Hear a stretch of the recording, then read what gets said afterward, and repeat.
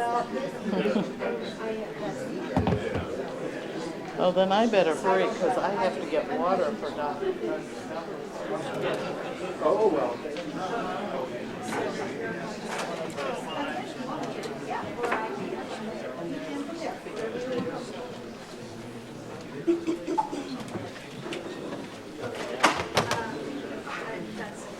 Did you spill coffee all over the place I here? have not used coffee. I haven't either. Who's spilling coffee over here? I didn't think it was you, really. 57. Okay.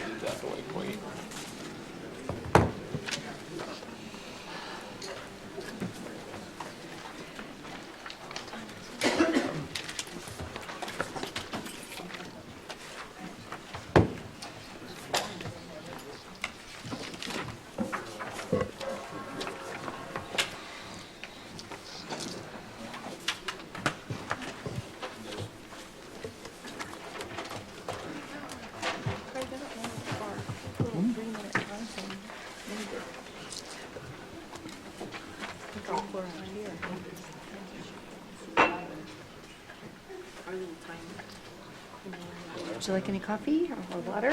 Okay. Maybe not. We'll just have to use it. I do. All right, I'm gonna run over here and get out of the way. Made the move. Hand me Cindy's agenda. I can't find mine. Thank you. Ooh.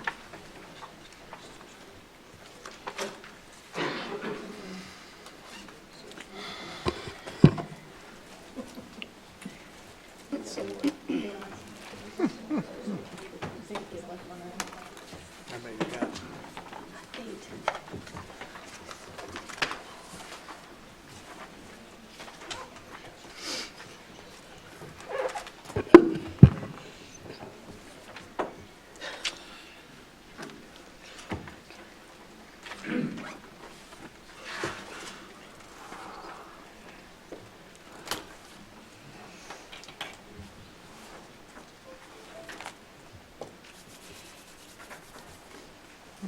Okay.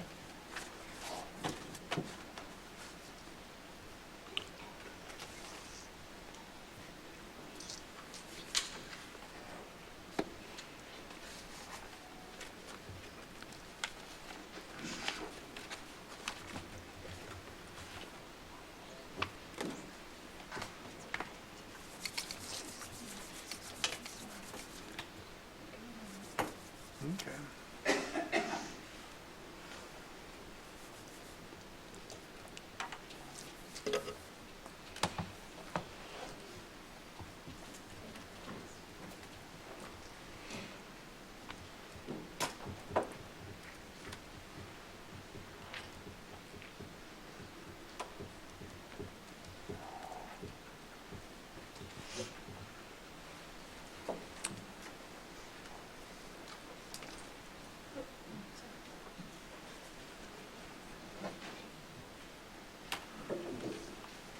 Are you ready? 7.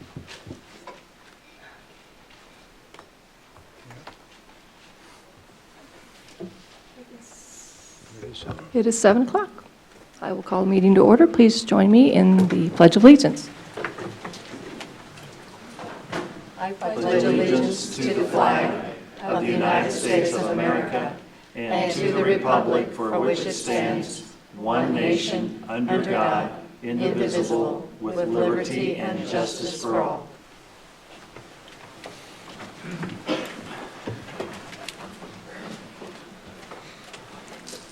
Okay, we move to B1, the report by the superintendent. I'll turn it over to Dr. Henson. Thank you, Mrs. Goodburn. I have several things to highlight for you this evening. Top high schools. The Washington Post ranked Shawnee Mission East, Shawnee Mission South, and Shawnee Mission Northwest as top high schools in the nation in relation to the America's Most Challenging High Schools list. So again, the high schools for us, East, South, and Northwest, 12% of the high schools in the nation make this cut. Earlier this spring, Shawnee Mission East and Shawnee Mission South were on the U.S. News and World Report rankings of best high schools. So congratulations to our high schools. We have a grant award tonight to mention to you. The Kauffman Foundation has awarded $98,200 to Apache IS. The purpose is to support a project-based learning teaching model at the Apache Innovative School. So again, $98,200 from the Kauffman Foundation for Apache IS. We have many high-achieving students. I want to highlight just a few of our students. These are incredible young men and women. And so you see Ely Green in front of us tonight. She's the Stockholm Junior Water Prize recipient. And I'll mention what this means. Green's study relates to detection of lead in drinking water. She will now compete in the Nationals finals contest in North Carolina. She has the opportunity to receive $10,000 and a trip to Stockholm, Sweden to represent the United States in international competition. She was also recognized for her work at the R&D Forum in the Greater Kansas City Science and Engineering Fair. Her science teacher is Jared Bardwell.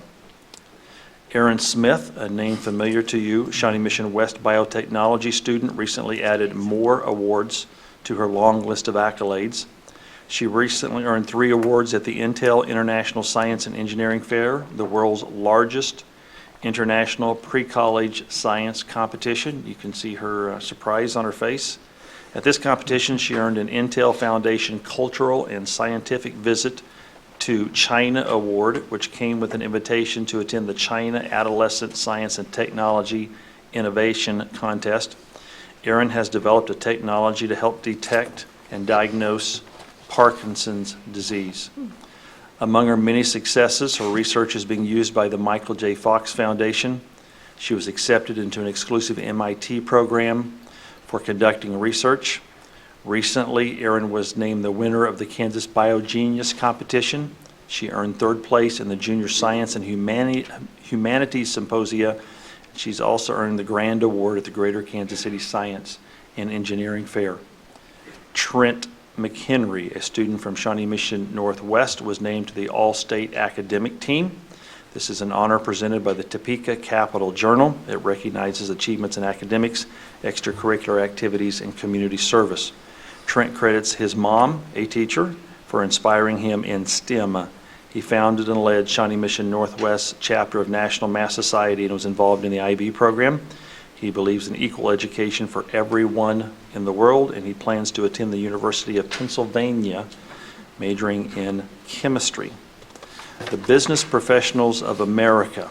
You can see a picture of our students.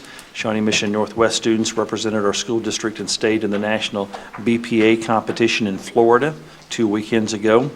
The economic research team included these students: Haley Warsinski, Lizzie Weems, Juliana Cantor. The financial analyst team included these students: Noah Kendall, Jared Ray, and Winter Sparks. Matt Owens placed in the top 10 in Florida in banking and finance. Reed Williams also placed in the top 10 in global marketing.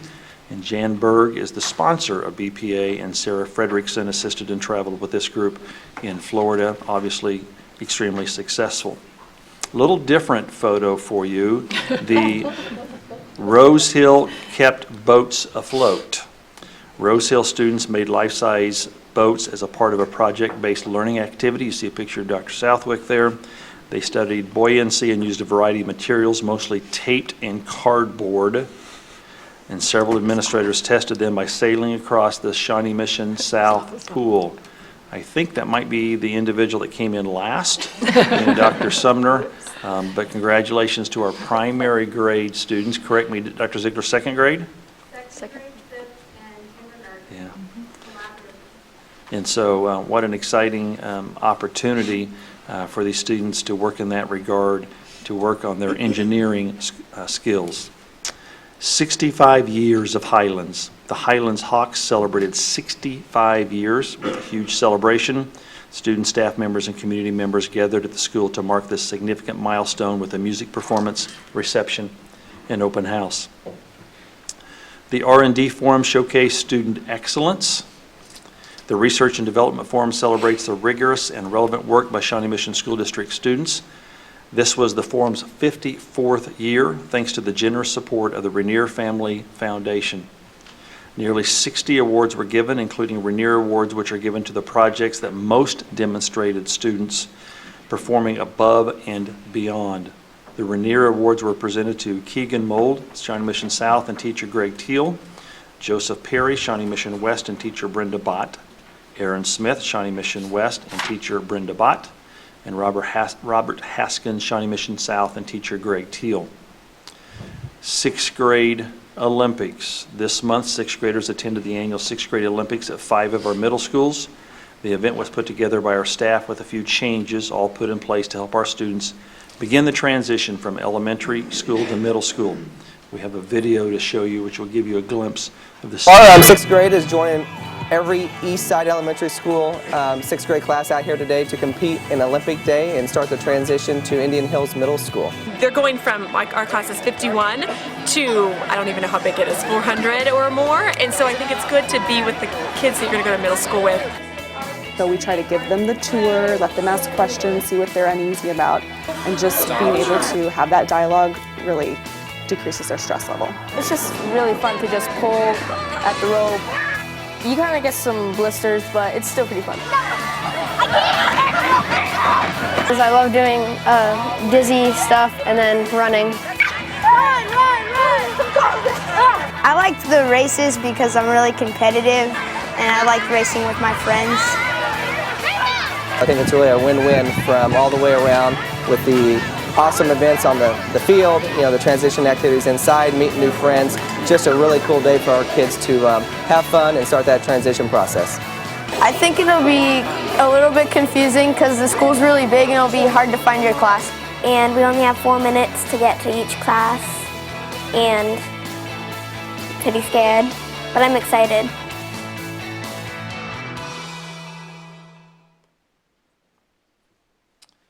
Graduation last week. Over 1,900 seniors graduated from our high schools this last week.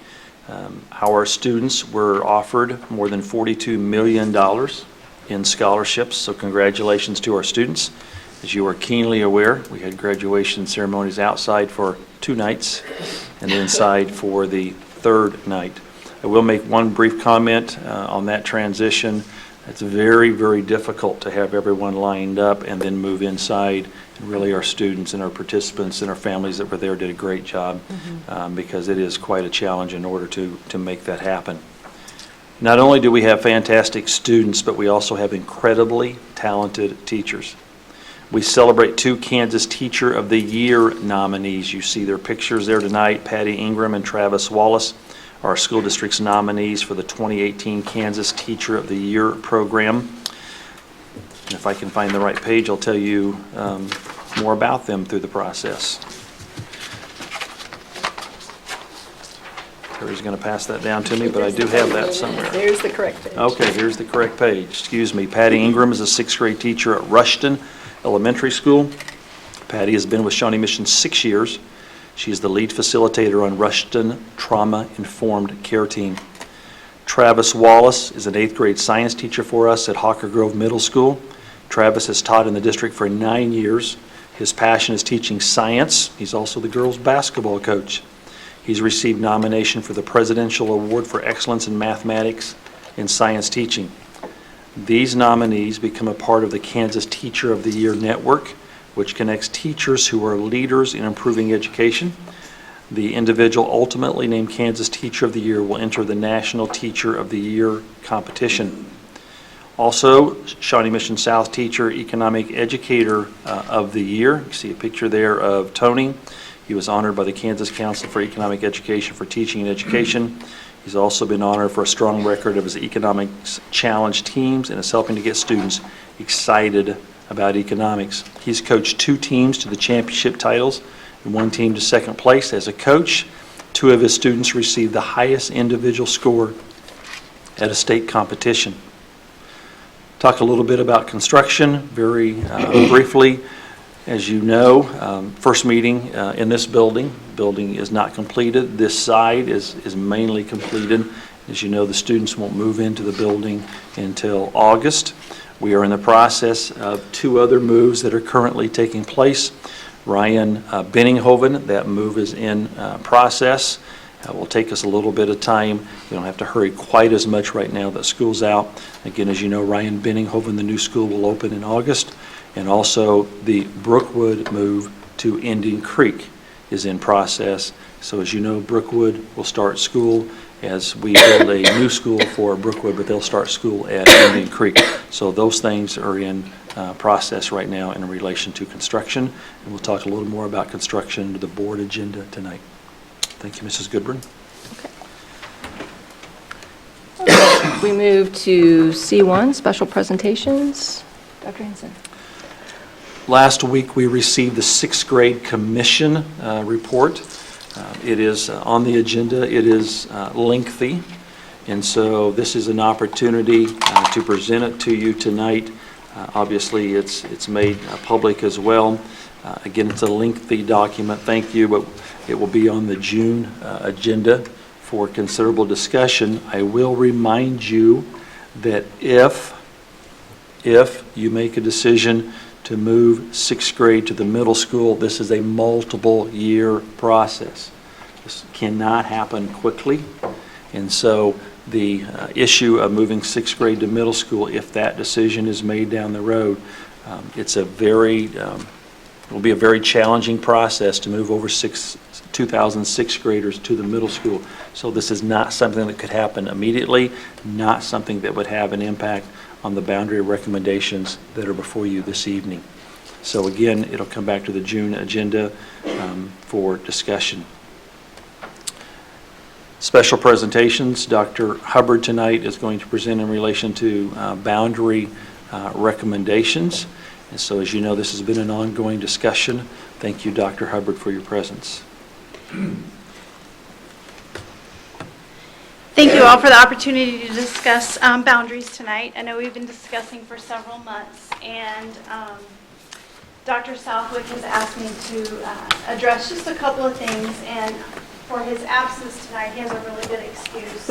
He is a new grandpa, so we'll give him that this time, but we will miss Dr. Southwick in this presentation. I think the important thing to talk about before we get started is the process that we've taken. So original proposal made in March, and then 2 community forum meetings where we gathered input and then produced a revised copy. And then there is a couple of tweaks in here tonight that we will put up as soon as the board meeting's over, that we made really sort of at the last minute based on input that we've received since the revision went out. So quite a bit of input, and I'm going to talk about that more specifically as we go here. So again, the proposal was put out for specific reasons to address overcrowding, to effectively utilize our facilities. We have some that are over capacity, some that are under capacity. We have a new school to consider, Lenexa Hills Elementary School, and then also new construction in some areas of the district that we need to consider. Ultimately, the goal is to balance our schools, to balance our elementary schools in this particular proposal. This proposal is for the 18-19 school year, with families having the choice to go in 17-18 if they would choose, if the proposal would be approved. And transportation rules would apply. That's a big question that has continued to come up for the 2.5 rule, which means any student living more than 2.5 miles would receive transportation. Anybody under would have to pay for that transportation if they chose, or if they needed that. So currently, this is the boundary as it is for 16-17.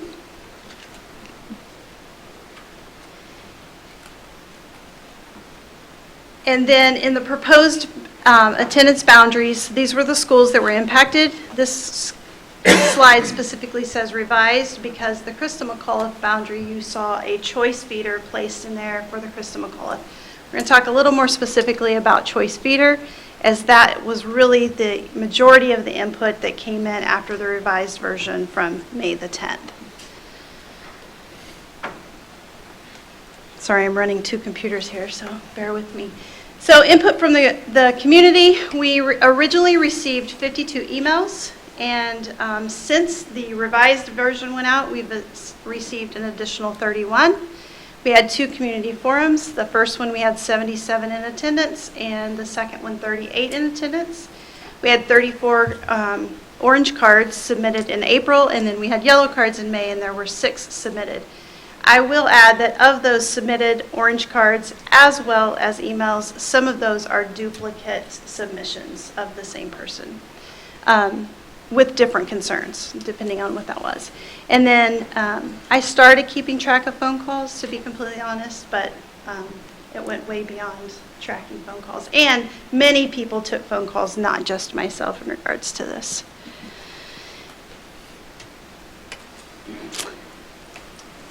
And so a summary of the concerns, and you're going to see that many of the concerns were also positives for other people, and it was all about perspective of where you are. In some cases, the boundary proposal might have been great for my family because it puts me closer to a school.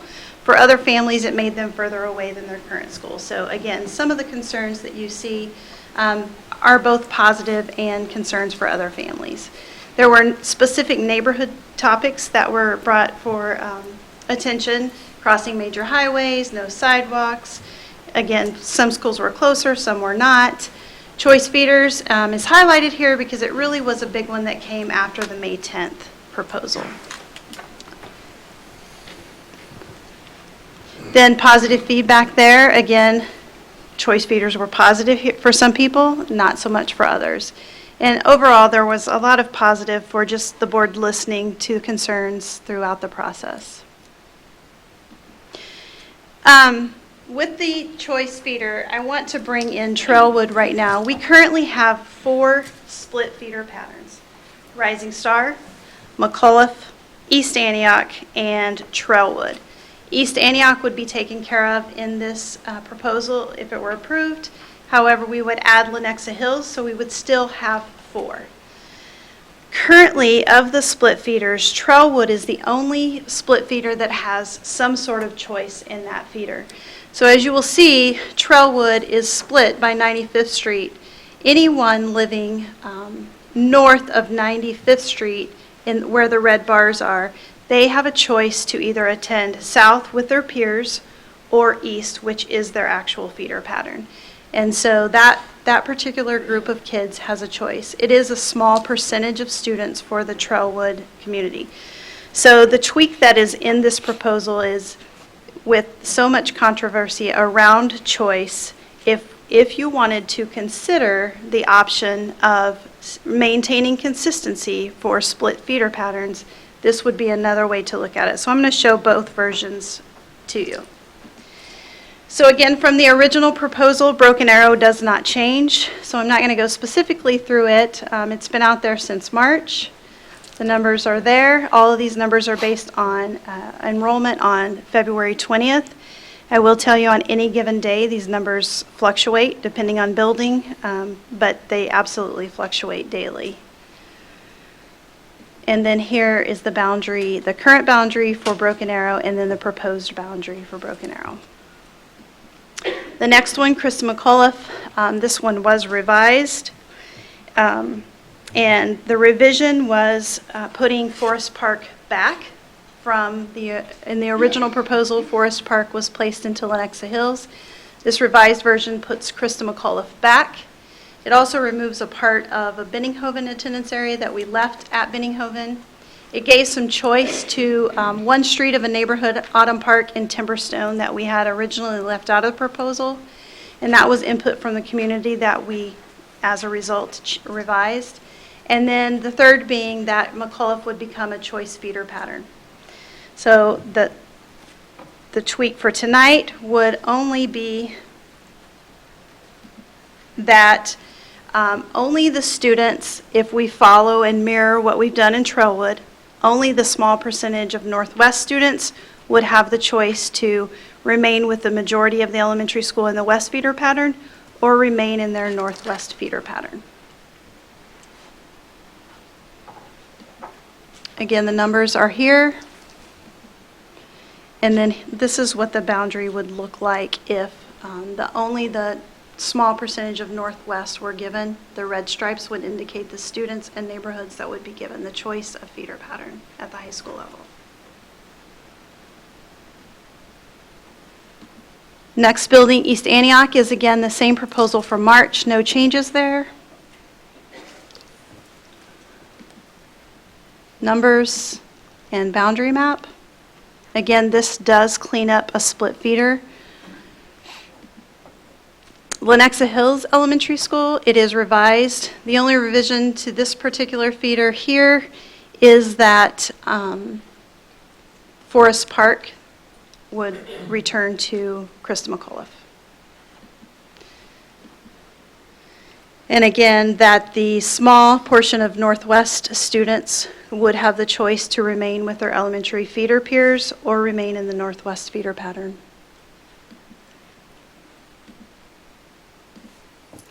Mill Creek, no change to Mill Creek. Proposed boundary. Overland Park Elementary, no change in the revision. Let me go back to Mill Creek just a minute to make sure I understand. Mill Creek and Benninghoven and Shawnee, which is this sort of all encompasses, all already feed into Northwest, right? That is correct. Okay, thank you. Then we have Benninghoven. So the revisions for Benninghoven. A small portion of students living east of Renee to Flum would remain at Benninghoven. The students living of the one street, Autumn Park and Timberstone that really, quite frankly, we missed in the first one, would have the choice to remain with our neighborhood Wedgwood in the McAuliffe attendance area.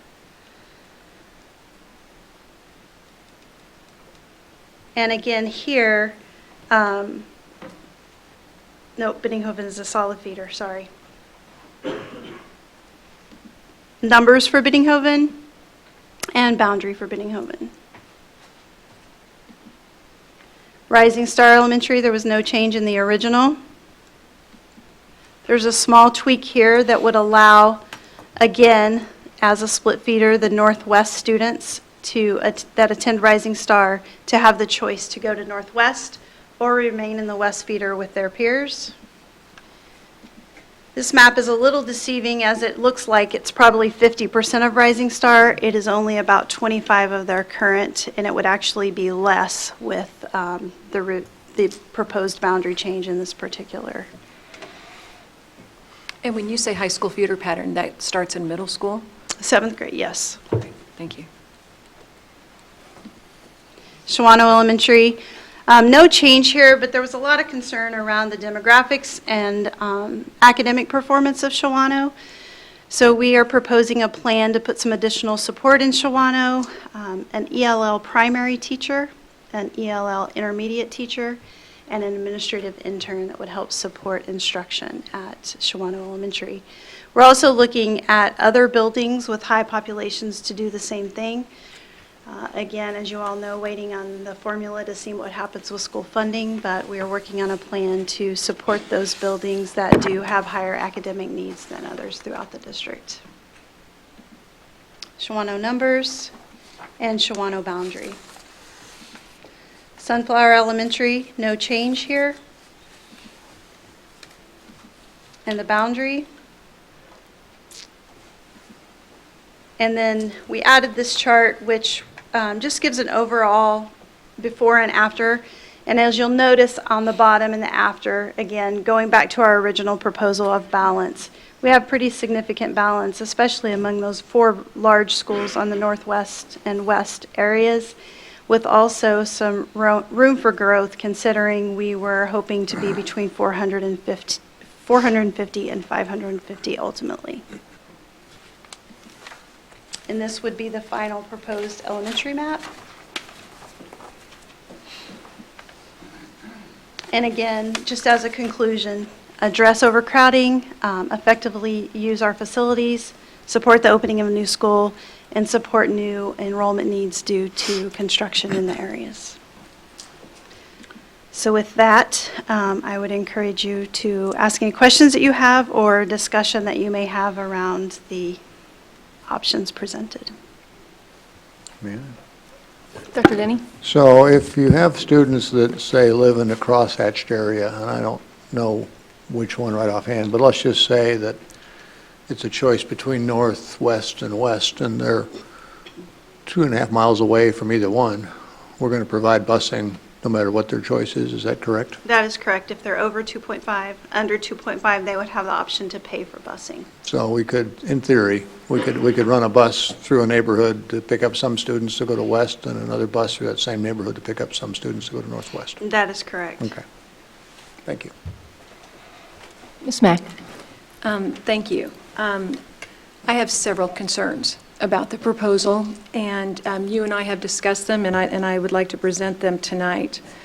One of the district priorities is for balance. And to start with one of the schools, I'd like to start with Shawnee.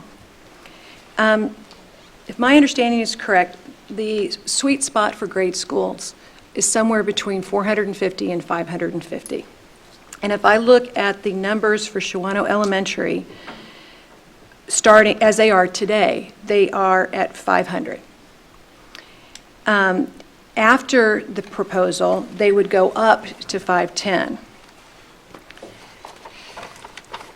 As I continue, I want to affirm that when we talk about numbers, we know that there are children and families behind these numbers.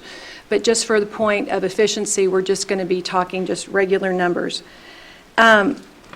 Shawnee right now is at 76% free and reduced lunch. It's already at 500, which is a sweet spot as far as the numbers go. I am elected from the Northwest area, although we represent all of Shawnee Mission. I have not heard from anyone in the current feeder pattern for Shawnee that wants to change.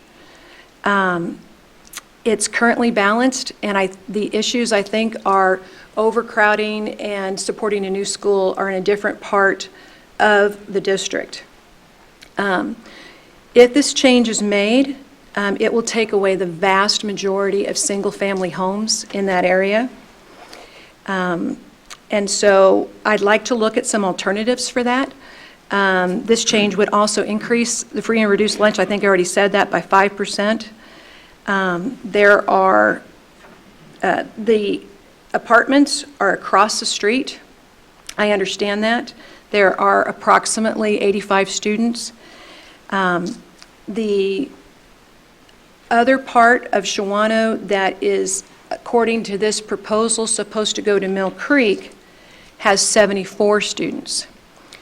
So, as a what if, I don't think that Shawnee needs to change. Moving forward to Benninghoven, one of the district's proposals and one of the reasons was overcrowding at Benninghoven. Now, I've heard from people, why didn't we build Benninghoven bigger? Because 400 to 450 to 550 is the sweet spot for an elementary school. The current proposal, in my opinion, cuts up neighborhoods. Right now, there are, as I said, 74 students that are from Shawnee that are supposed to go to Mill Creek. If I look at the map of the proposed Benninghoven, there are 50 students that are supposed to go to Christa McAuliffe and 17 students to go to Mill Creek. So that would be 50 plus 17, which would be 67. So if Shawnee doesn't change, then there are, you could look at it as 74 spots at Mill Creek. 67 is very close to 74, 7 apart, and as we know on a day-to-day basis, as you stated, it changes.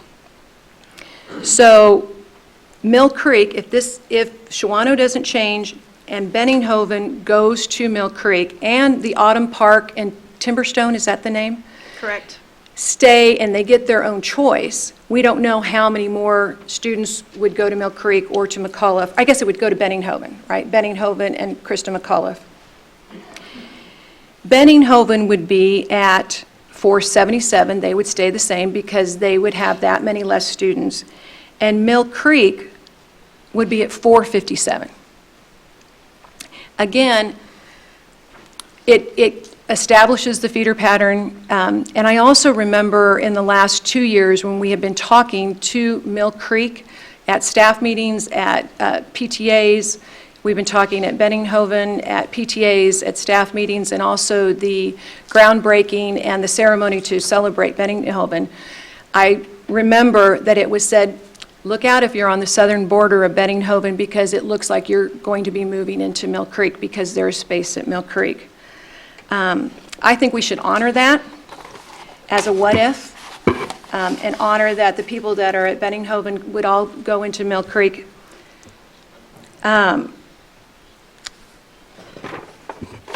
As far as Rising Star, the overcrowding at Rising Star, I mean, we're offering what ifs here. I have driven this many times. I have attended the public meetings. I have listened to constituents that have called me, emailed me, stopped me in stores. And I understand the need to reduce the number of students at Rising Star Elementary. I drove it again last night, and I would like to offer up as a what if. I got a point, sorry guys. If you go to the western border of McCullough and Rising Star, and you go to 83rd Street and Lackman. 83rd Street, traveling east at that point, for those of you who live in that area, you know it. There is a park to the south of it, correct? And the subdivisions, they're not even a subdivision, it's not even named, there's no pool. Maybe there is a name, I don't know, are all to the south. So if you take that cluster that looks like the state, like a boot, or like the state of Louisiana, whatever you want to say, north of 83rd Street. I know I am bringing this up now after the revisions have been done, but that could be a portion of students that could go to Christa McCullough. I don't know how many students are there. I'm putting you on the spot, and I don't mean to do that. I don't know how many students are there. And then you have, at the bottom, when you take the southern boundary of Rising Star and transfer those students to Sunflower, that will also bring down the numbers. I just had it, 36 in that area. So that brings down Rising Star. Under the current proposal, Rising Star free and reduced lunch rate goes from 56 down to 52% with the current proposal. So basically, my what if is that this is a very complicated proposal that doesn't need to be so complicated. Nobody likes to change boundaries. We've said that on numerous occasions. I start with the premise that I don't think Shawnee boundaries should change, because if we do, that will take away all the vast majority of single-family homes in that area. If you start there and you don't change Shawnee, then it's very easy to take the students from Benninghoven from the overcrowding and put them into Mill Creek. You can take the upper left-hand corner of Rising Star over to McCullough, and then you can take the 36 down below to Sunflower, and even more if we need to reduce the number at Rising Star because of the incoming apartments on Quivira Road, just north of 83rd Street. Do you all know where I'm talking about? It's to the east of the cemetery. Am I saying that right? I'm looking, I got heads nodding. You guys know what I'm talking about. Yeah. We've got multifamily units coming in at that area. So at some point in time, we're going to have more space. But even putting that aside, thinking about that here, all of these numbers basically balance out, because if you change this, then Rising Star would be at 544. Shawnee would be at 500. Mill Creek would be at 457. And Benninghoven would be at 477, all within the 450 to 550. So they're all balanced. In the future, I don't know what to do, but the current proposal, in my opinion, doesn't handle that either, because we've got the balancing. Now, there are some different numbers, and I'm throwing a lot of numbers at you. I don't know what my other board members are thinking. I was asked to bring this up after the revisions had done, and I wanted to discuss this openly and publicly with you all. I think I talked to Brad today that I had driven it, but I haven't talked to the rest of you about this because obviously we have to do this in public. I would like to offer these what-ifs as an alternative, recognizing that school's out. That makes it super tough. But also knowing that we want to make the right decision. And those are my what-ifs for tonight. That's my opinion. And the one piece that I do not have an answer for, that I would have to go back to the drawing board, would be to see what the cutoff would need to be to pick up roughly anywhere from 75 to 100 kids out of Rising Star to move to McAuliffe, if that indeed was the direction you all wanted me to look. Well, so that I have some idea, we spoke at the beginning of the presentation about the ability for students to move if they chose in the coming year, but this does not become, whatever we decide, doesn't really become effective for the until the following year. So am I correct in saying that there is not necessarily urgency in approving a boundary proposal tonight? If we want to allow families to move for the 17-18 school year, I do believe there is urgency both for family planning as well as staffing and transportation for 17-18.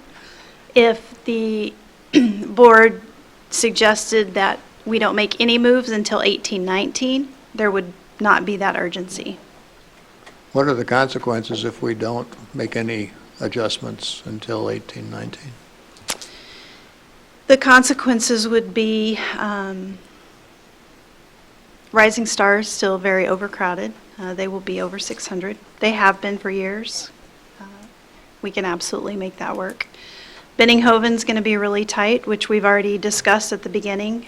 They will not be able to have pre-K services for the 17-18 school year. Colleagues, do you have anything to add that I'm missing? The issue in relation to Rising Star, and you referenced this, Mrs. Mack, is the 490 plus units going in on Quivira in the Rising Star attendance area. Those units will be opening very quickly and certainly will be open during this next school year. Again, there are 490 plus units there in the Rising Star attendance area. So that's an issue of how many students do we see and how do we handle that issue. Also, please remember, there are really kind of two distinct components of the proposal. So we have the area we're talking about currently, but we also have the East Antioch Overland Park area as well as kind of a separate component. So anything that, excuse me, we would do with Shawnee obviously impacts everything west of 435. But again, our other part of the proposal is East Antioch and Overland Park, entirely different conversation. And in addition to that, when we get to the action item of the boundaries, I would propose that we do split at least the East Antioch proposal out. I don't know what we're going to do with the what-ifs that we've talked about tonight. But I do have if Benninghoven is going to be opening in August, is there a concern with overcrowding at Benninghoven? We've addressed that by using the 3 pre-K rooms.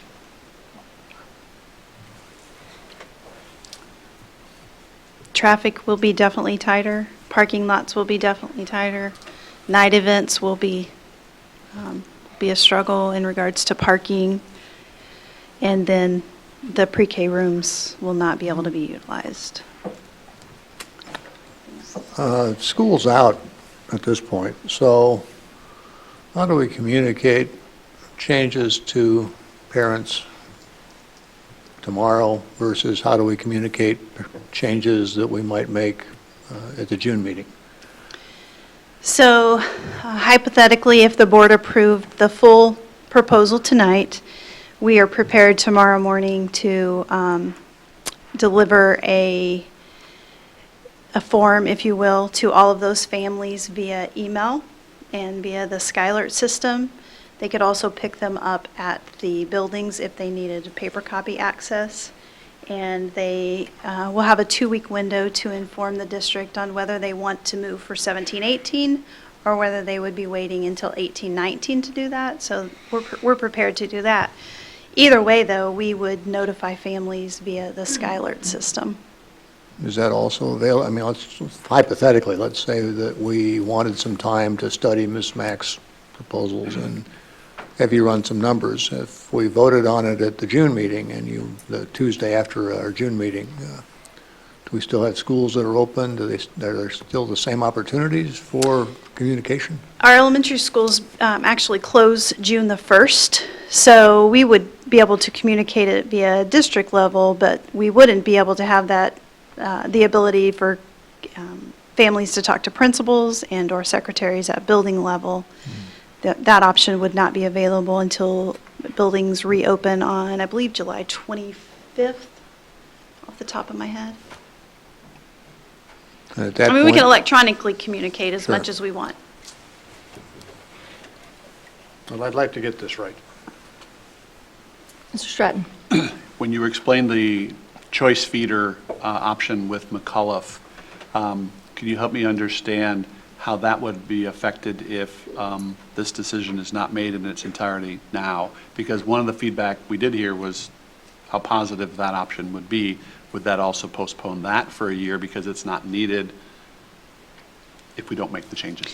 That is correct. And one of the big questions that I got is why Krista McCullough and why not Rising Star? And then also why not Lenexa Hills? And to be just completely honest in regards to this, all three of those schools are west feeders, and all three of those would be proposed to Northwest. So if 50% of those three schools all chose to go to Northwest, it would unbalance our middle and high school feeder. So that's why not all of them, as far as the original answer. Why we chose McCullough is that we had a large number of orange cards at the original meeting, as well as email input from current McCullough parents not impacted by the boundary. We had the concern of split feeder, a large number of split feeder out of the Wedgwood area, but we also had the existing McCullough boundary saying, make us part of Northwest. We want to be a Northwest feeder. So for my clarification, all students at McCullough would have the choice? In the revised proposal, that is correct. Okay. Or the option of what you see on the screen, where just the high school line would have that choice. And at the beginning, you used the Trailwood as the example of the other split feeder. What has been our experience there, even though they're given the option to choose to go, I'll say north to east? Are they all choosing it, or it just depends on their peers and? Well, we only have 1 year of data. Oh, okay. Do you know, Dan? And it's, I think it was only 6 kids, and I don't know the answer to Okay. that. I can definitely get it for you, It would take but I more don't know. years to watch that trend out. I was hoping Right. we could learn something from, thank you. Ms. Mack? And I was going to ask as well, the Broken Arrow would have the opportunity to, Yes. that would be a split feeder So as any well. split feeder, so it would be consistent throughout the Okay. district. Thank you. That would be my recommendation. If we were going to go with a choice, I would make it consistent. Thank you. And thank you for all your work on this. I know you've done tremendous amount of work. I just have another question that Mr. Stratton? the process has been excellent, meaning the ability to have these forums where we interacted with the parents, and as a board member, it gave me a chance to speak to many in the room and got input. I don't live in that part of the district, so my learning curve was steep, but that really helped because I get to learn the lay of the land. Secondly, you were very good about taking us around that area, and so all the board members got a firsthand look at that area. And then we received the cards, and then we received the emails. Some came to us, some came to you. If you were to just pull a percentage out of the air, would you say, yeah, of all those concerns, we were able to satisfactorily address 60, 70, 80% of those? I know that's pulling. I don't know that I can give you an accurate percentage. As with any boundary change, we absolutely made several people happy. Postponing this decision are going to make several people unhappy. So toss the coin. There's always going to be happy people, and there's always going to be people that are not happy about a boundary change. They're emotional. They're tough for families. So it's difficult. Even families that want to move, it's still sometimes very emotional. And as we talk further about transfers, close to transfers, et cetera, I understand that our middle schools and our high schools are still open for transfer. And there is a possibility after the boundary proposals are settled, if there is room, there is a possibility for transfers into schools that have space? Or is that too soon to have that discussion? So the transfer window for 17-18 is closed. It opened March 1 through April 30. Okay. Generally speaking, though, middle school and high school boundaries are, if students are in good standing, we accept middle school and high school boundaries. And as long as we maintain balance, and to my knowledge, I can only speak for the last 3. We haven't declined any based on balance, and I don't think that the Shawnee Mission School District has for many years. Thank you. I had one question about the Rhine-Benninghoven. Maybe this is what you're talking about, that southern border of Rhine-Benninghoven, how we have that little cutout of that one neighborhood. I think I was an email today that came to my attention about Blackfish Parkway. Can you just speak to that? Is that, because I think her concern was that there's 3 different, if you follow the trail of Blackfish Parkway, you basically have 3 different school communities. Right. And I know that there's different areas, because I researched it today. So look, that there are different areas. If you look at Lowell, over on the east side, there's places where you can travel up and down short distances on Lowell. And I think it's John Deemer. Tomahawk.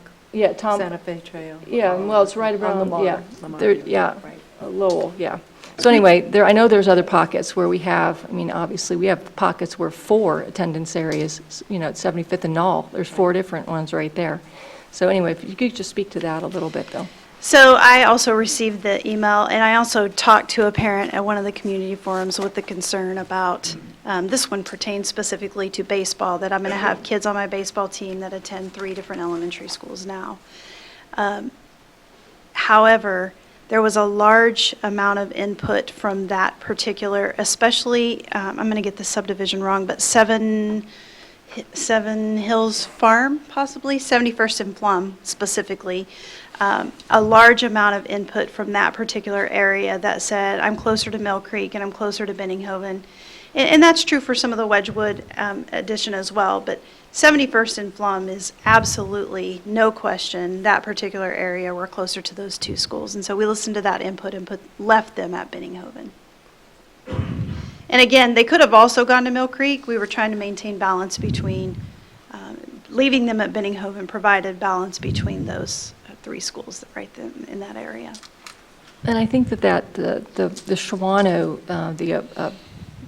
that northernmost border that you were proposing to go to Shawano, I talked, why not Mill Creek for that, and you had given me a rationale on that. So if you would speak to that. So if you just move the little purple box to Mill Creek, you would actually jump a boundary. If we hadn't moved the Shawano kids, so you would actually jump over Shawano boundary into Mill Creek. And nowhere in the district have we jumped a boundary to move kids.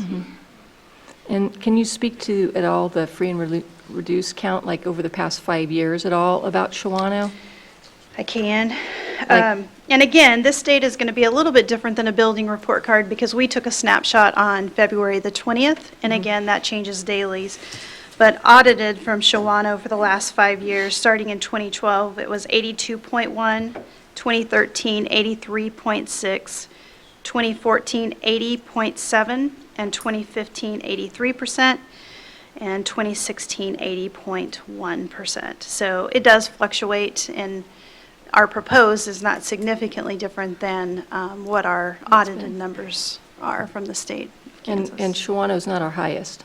It is not our highest. Comanche Elementary is actually our highest. Okay. Any other questions from anybody over here? Okay, no other questions? Okay. Thank you. Thank you.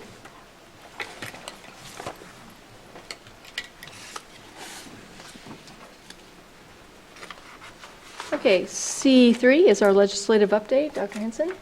Thank you, Mrs. Goodburn. Dr. Stuart Little, our district lobbyist, is with us in the audience tonight, and also Dr. Rick Aker. They're going to present to us tonight what we know in relation to a legislative update. I'll stop there. Dr. Little, why don't you explain where we are currently? Thank you. Thank you, Dr. Henson. As we very well know, the Kansas legislature has been charged by the Kansas Supreme Court to create a new finance formula to fund K-12 education. The court set a deadline of June 30, 2017 to accomplish this task. Folks, they have less than 6 weeks. Even though the court did not set a dollar amount, the new formula must adequately and equitably fund Kansas schools. Failure to pass a formula, or if the formula does not satisfy the court could declare that there is no constitutional funding mechanism to fund schools and potentially order the closure of our Kansas schools. And now with that said, I do not believe our schools will close. I believe we'll open in August as scheduled. I believe our legislators collectively will put together a formula that meets the demand of the court. There's too much at stake here. Over 460,000 kids in the state of Kansas. Education is at risk to not have a formula that will meet the court's order. Over the last few weeks, we have reached out to our local House of Representatives and senators, both Democrat and Republican alike, in an effort to cooperate and collaborate with them as they move a school finance bill forward. Currently, there are 2 bills that have been created: House Bill 2410 and Senate Bill 251. They both have one thing in common. They resemble the old school finance formula.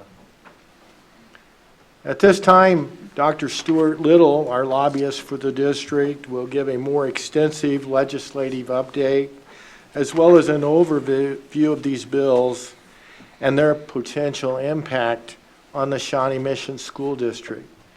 Please keep in mind that the remarks made this evening are a moment in time where our legislature is at this point and subject to change. As a matter of fact, I think many of them are still working this evening as we speak. After Dr. Little gives his presentation, we stand ready and willing to answer your questions. Dr. Little. Thank you, Dr. Ratha, Dr. Henson, members of the board. I'm happy to be here tonight because I'm not in Topeka, and I'm not sitting on the hard benches up in the top of the House watching them debate another tax conference committee report. I will briefly, echoing Dr. Ratha's comments, we're in the middle of a process right now. Luckily, on day 98, we are in the middle of a process. We've reached that point at least. And there are a lot of things that are unknown about what's going on. We sat in Senate Education today as they were working on the Senate Education bill, and there were several moments where today was nothing but questions. Literally, we spent 2 hours asking questions about what was in the bill. And there must have been multiple times where Mark Tallman and I, who were sitting across the room, each other looking and say, "Was that in the bill?" We're trying to figure out. But they're still talking through what's in the bill. So that's the stage we're at. So if you expect this to be done in a week, don't. It's going to take a while. They've still got a lot of things to do. So I'll talk about where we are in the process, talk about both bills. There is a classic political dance going on in Topeka now between a budget, school finance, and tax policy.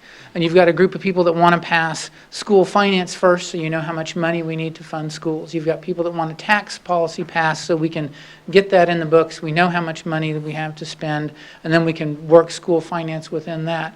And then the third component of that is the budget. How are you going to address the budget? What needs to get wrapped up once you're done? Because there were a whole bunch of things in the budget that have to be fixed, paying capers, not paying capers, all kinds of policy issues that have to get worked out once that's done. So all of these things are working together. Excuse me, they have tried at least 4 or 5 times to run tax bills, and they get derailed because people want to do education first. So we've got 2 education bills there. We roughly know how much money we need in those 2 bills. Next year, it's under $200 million right now.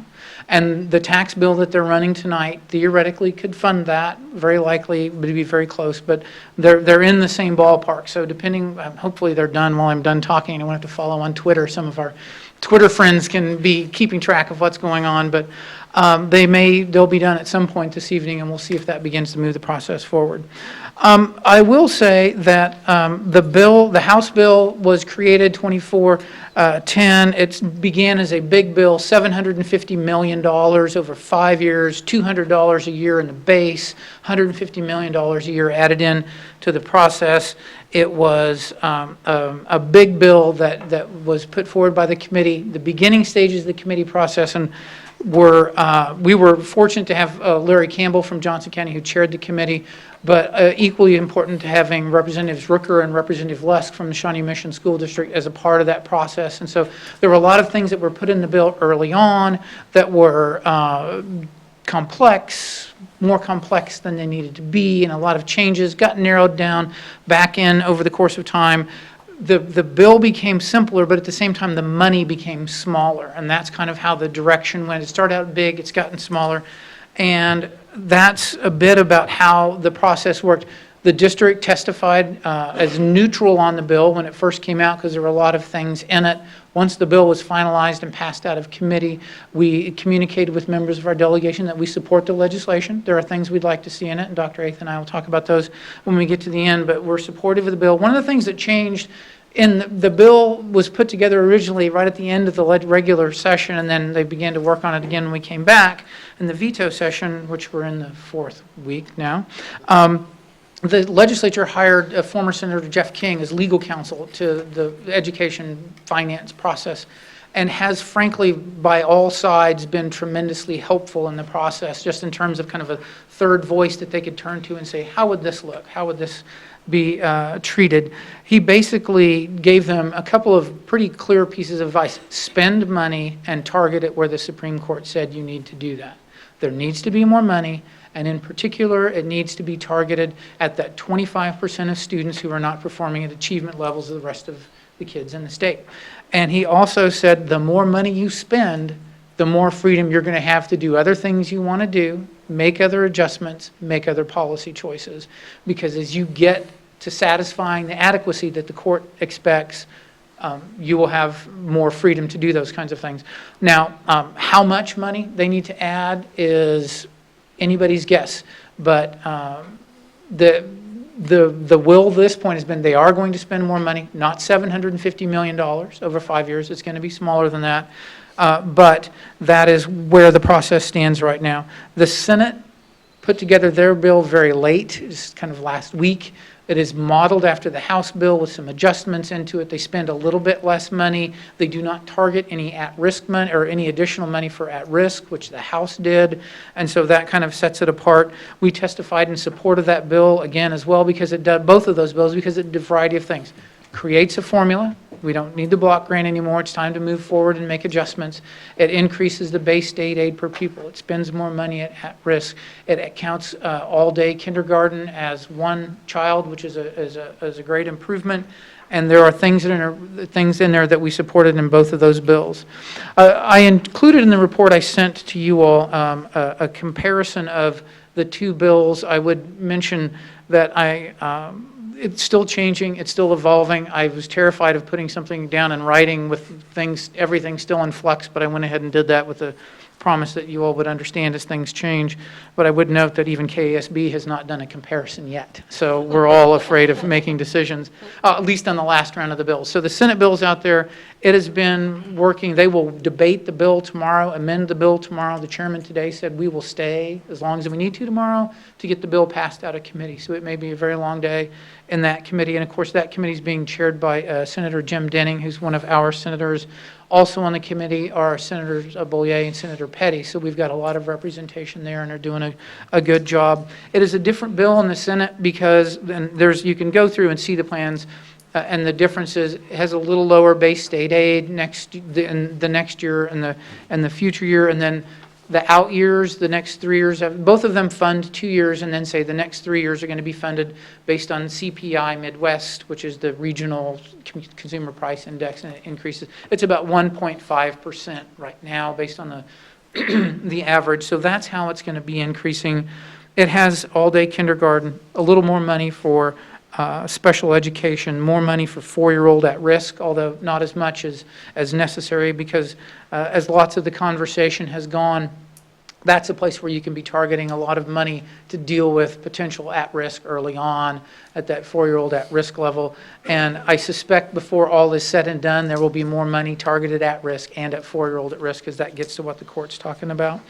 There are a variety of other components, some small changes made to the local option budget, references to economic. There's two things that I would mention about the Senate bill that have stirred up a bit of discussion. All of a sudden, the Education Committee in the last week is filled up with well-dressed utilities lobbyists, and that is because Senator Denning included in his bill a funding component that would impose a fee on individuals for their utilities, gas, electric, and water, and then commercial of $2.25 a month, and then commercial entities would pay a $10 fee. So the district would pay one $10 fee to use the utilities, and that generates $150 million, plus there's a $125 fee for irrigators.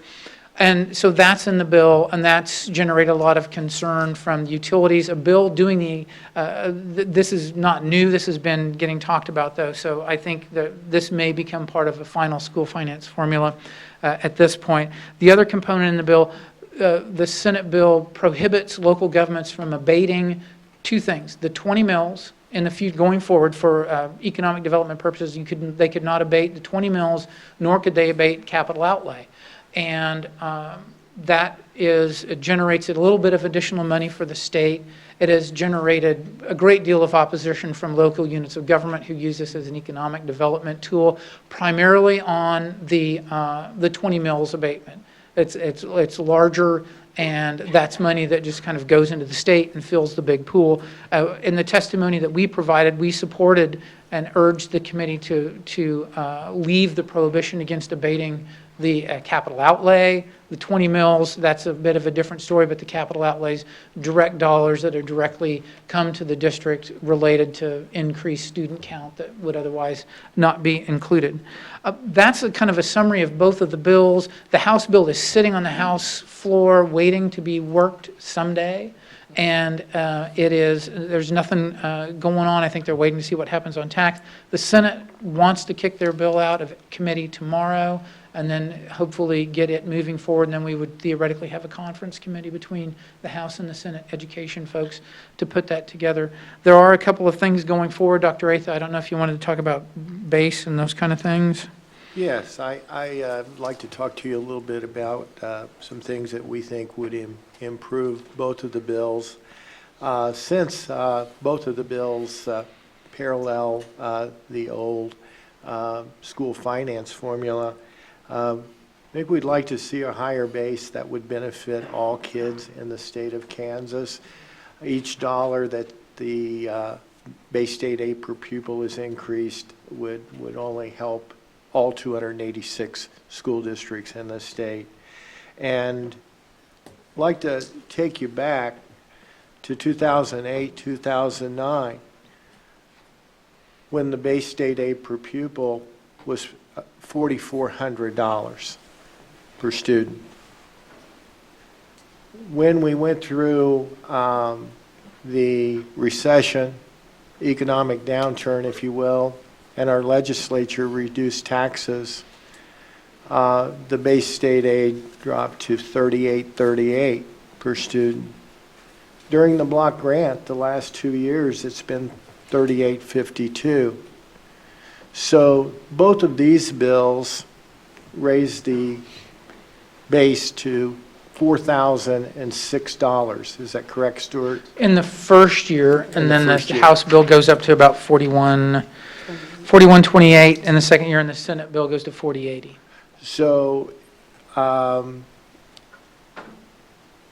really think that the base state aid needs to get pretty rapidly up to that 4,400, and you will hear people all over the state arguing that that base state aid should ultimately get up to around $5,000 per student. But keep in mind the base state aid going up, each dollar it goes up benefits all 286 school districts to include Shawnee Mission. Second area I'd like to emphasize is more money to be targeted for at-risk.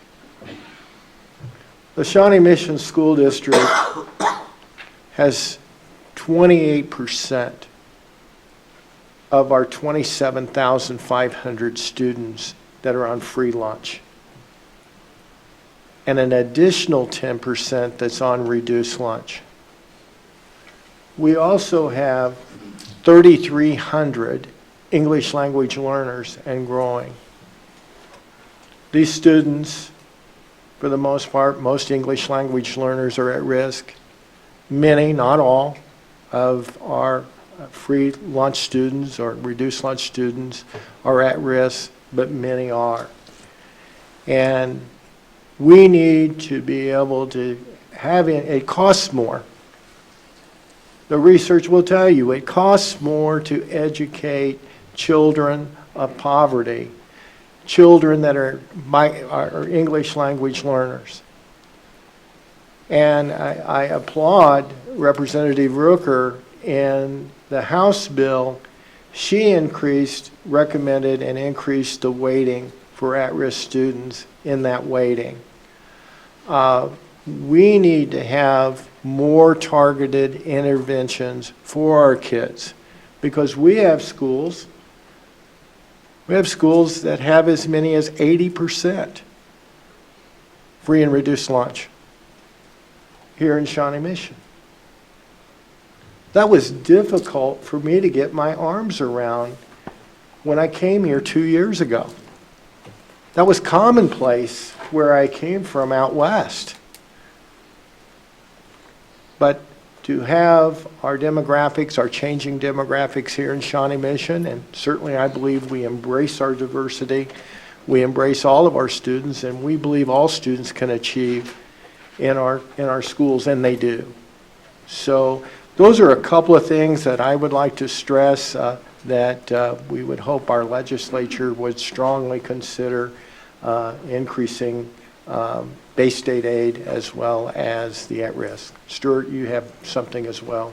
The only other thing I might mention, and I agree with Dr. Ray, I think the base is what everybody benefits from. The court is looking for that. I really do believe, more importantly, the House bill bumped up 3% the at-risk weighting. Cost $23 million to do that. Then 3% bumps it up. I would suspect that the court has an expectation of a little more effort than that, and maybe something a little different and a little more targeted than just bumping the base, bumping that weighting up. And because these are, from the court's perspective, these are identifiable specific categories of students that need assistance. And just going up with the weighting, I think, is something that eventually we're going to get to the point where it's going to be a little bit more targeted than that. The other thing, of course, for a long time, since the last school finance formula, is that the district and many other school districts have utilized and benefited from increases in the local option budget, and that's been a fundamental part of funding the school finance formula. And as you all, particularly those of you that were here in 2004 and 5, when we went through the last round of litigation, when we entered that, the LOB was at 25, and it is at 33 now. And that's part of how, when you increase funding throughout the formula, that's one of the ways that revenue is generated as well. We included in the testimony that the district submitted on both bills supportive of including those enhances, not taking the cap off, but increasing the local option budget and fully equalizing it as the court requires in the last whichever one is Gannon 2, maybe, the last time that was out. So I think increasing the base at risk, much more targeted, and having a local option factored in at some point are some of the last things that are hanging out there, I think, assuming both these bills begin moving forward. I'd be happy to answer questions if anyone has them. Mr. Stratton? When Senator Jeff King presented his recommendations, one that he talked about was the input-output conversation that came from the court. Are we still hearing that? Didn't hear you saying about the measurable outputs. Yeah, that is true. That is one of the things that he has several times talked about. It came up in the Senate, but the Senate school finance bill has an interesting component within it, in that it actually sunsets 4 of the weightings in 2020, high and low enrollment weighting, at risk, bilingual, and I forget what the 4th one is, it's on my list there, that you can read, but 4 of those key weightings are sunset in 2020, and between now and then, it's going to have legislative post-audit and the State Board of Education do an assessment of school districts that are performing at a level that might be considered adequate by having students and they have criteria listed in the bill. It's graduation rates, ATC scores, college and career ready, math and reading level. And it's not committed the state to do that, but it says you at the State Board of Education need to look at this and start looking at outcomes, and we're going to sunset the weightings just so you can think about, as you're analyzing this, looking more at outputs. And Jeff King, as legal counsel for the legislature, has acknowledged a couple times when questions have arisen, when he says, I can't tell you how much money you need to put in, he says, if you're putting in money that are helping you get to adequacy, that's exactly what the court's looking for. So that is now part of the conversation.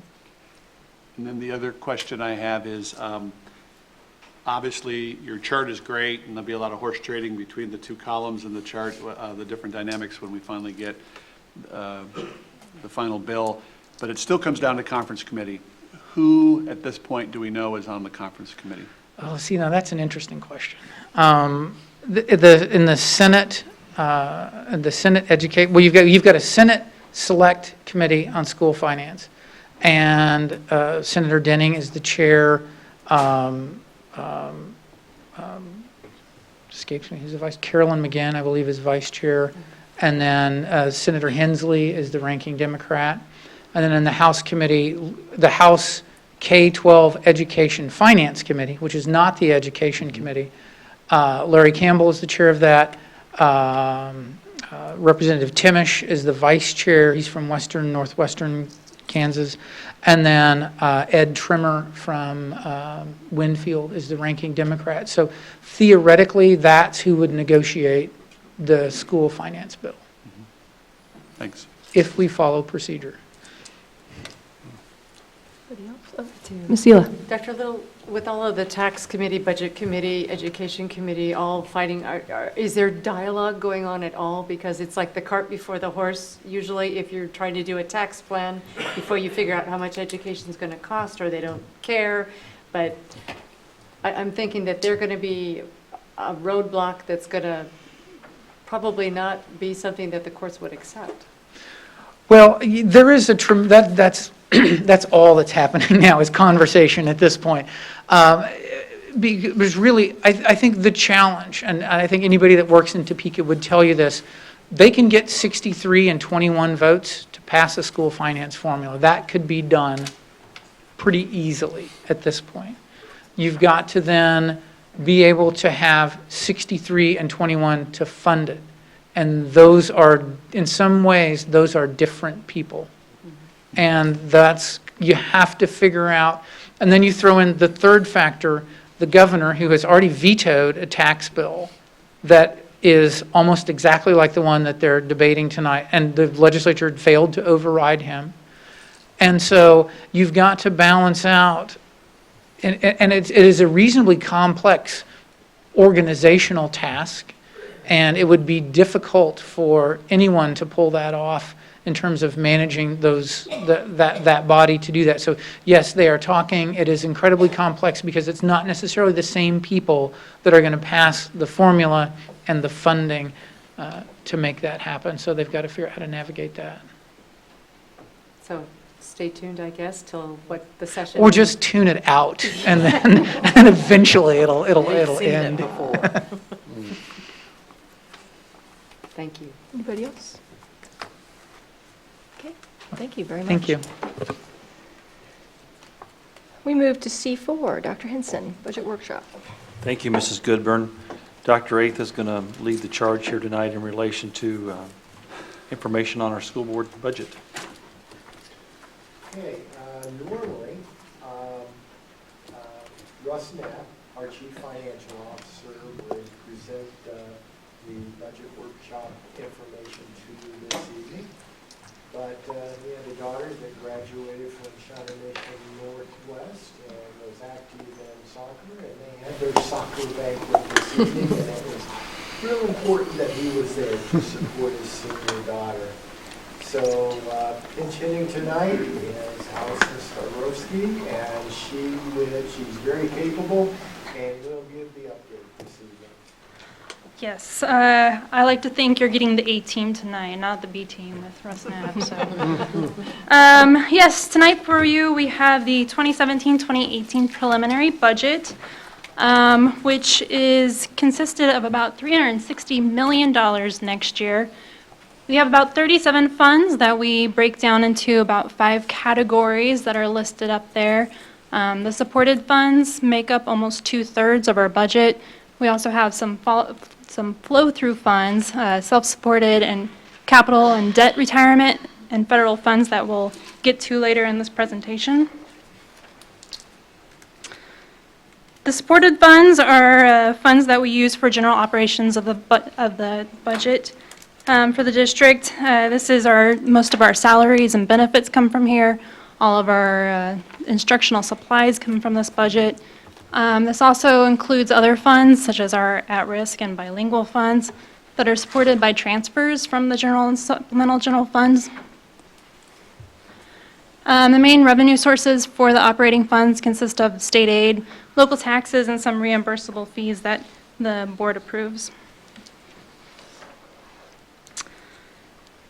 When building this budget, as we just discussed, we don't exactly know what our funding is going to be for next year, but we did assume that the block grant would continue since we needed to start somewhere.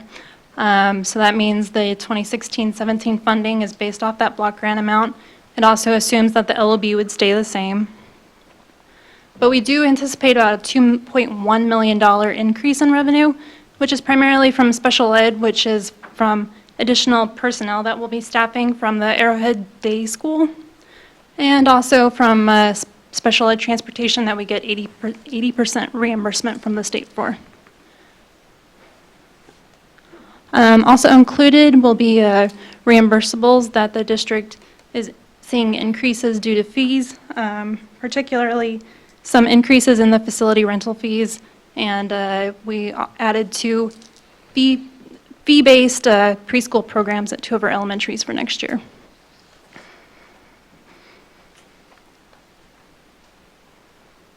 So this slide kind of demonstrates the differences between the House Bill 2410 and the Senate Bill 251 that they just discussed.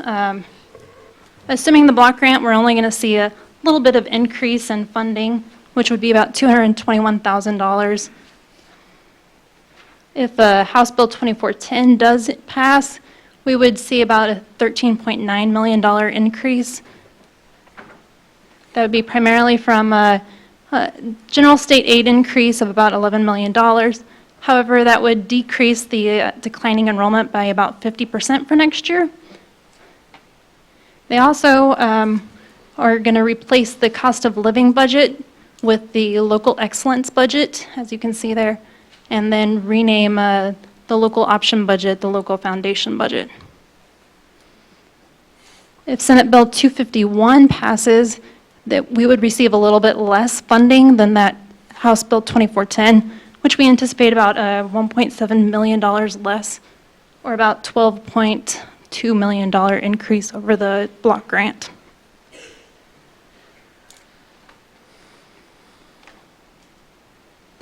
So in total, we are estimating about $217 million in our supported funds revenue for next year.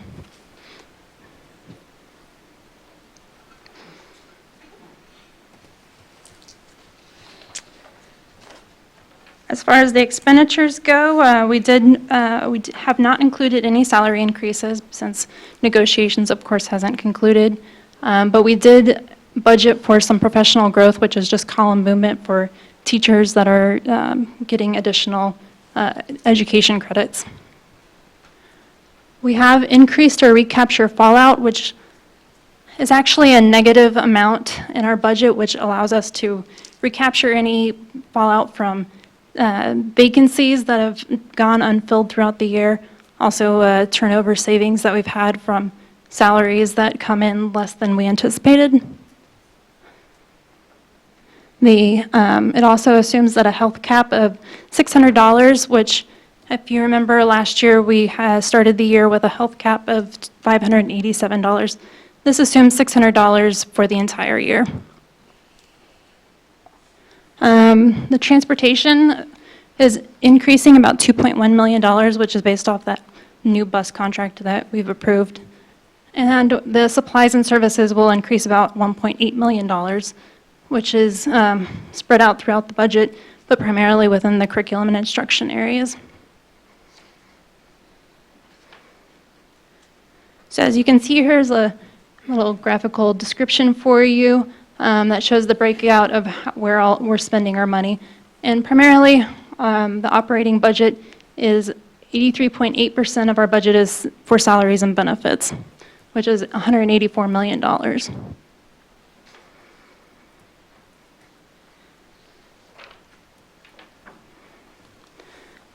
This is where we stand with our fund balances.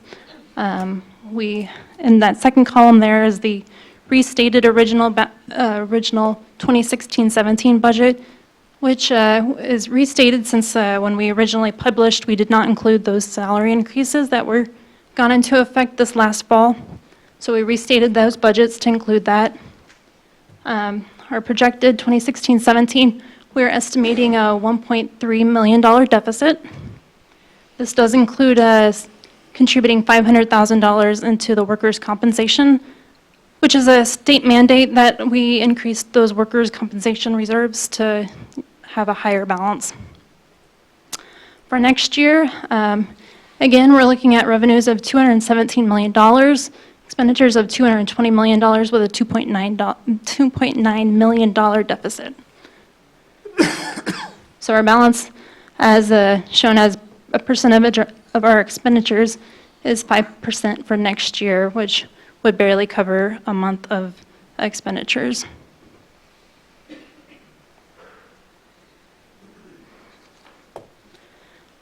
The next category is our flow-through funds to the state. The declining enrollment and cost of living are two funds that we are able to assess local taxes, but the state will give us money in return, and we send that money on to the state. So it's a kind of a flow-through, which allows the state to give us more money, even though we're returning it back to them. Capers is done the same way. We're expecting $21 million next year, which the state will give us and immediately take it back. They won't even let us hold it long enough to make a penny of interest.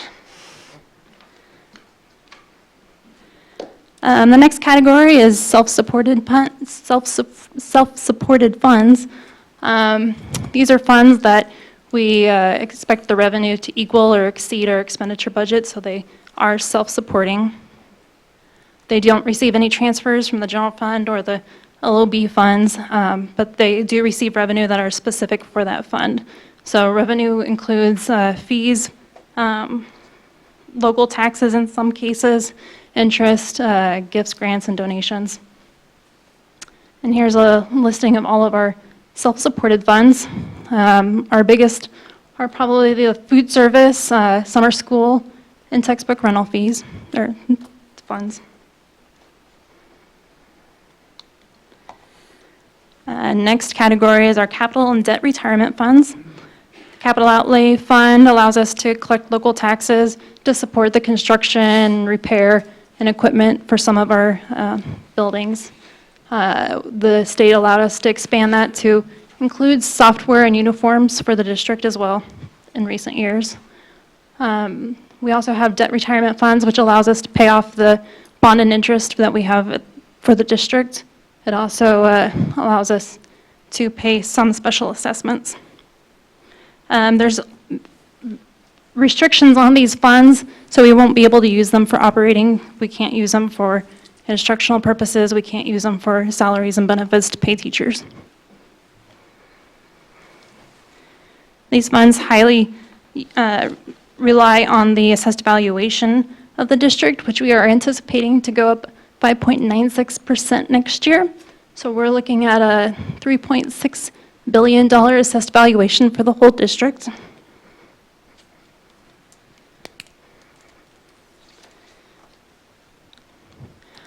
This is a breakdown of our capital outlay revenue. We're anticipating a beginning fund balance of $29 million, looking to get about $30 million in taxes from property taxes and motor vehicle taxes. Excuse me. We also anticipate receiving some fees from Apple repair and replacements and some leasing from the wireless towers, some funds from that. And we do anticipate about $2.4 million from the sale of the warehouse this year. So we're looking at a budget of about $62 million for next year. Later tonight, you'll approve the capital outlay bond sale, which will bring down the remaining bonding authority to $0 for next year, or for the future. Of course, you'll be able to sell more capital outlay bonds after that 5-year period is up, and you'll be able to continue with that. As far as the expenditures go, we have about $12 million that we will spend out of capital outlay for operations and maintenance. We do have some salaries that we pay out of the capital outlay budget, but it is strictly for operations and maintenance staff. And then we have about $20 million that we'll be paying for the bond, which covers the CAA building, and then the lease payments for the Apple devices. We are anticipating about $11.5 million that we'll be spending next year as part of the MacBook replacement at the high schools for next year. But this isn't included because that'll be paid with part of the lease payments in the future.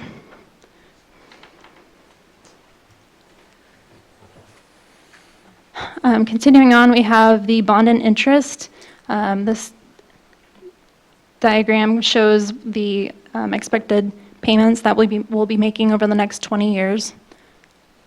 The next 3 years will have a little bit of an increase, but after that they'll level out to about $23 million each year.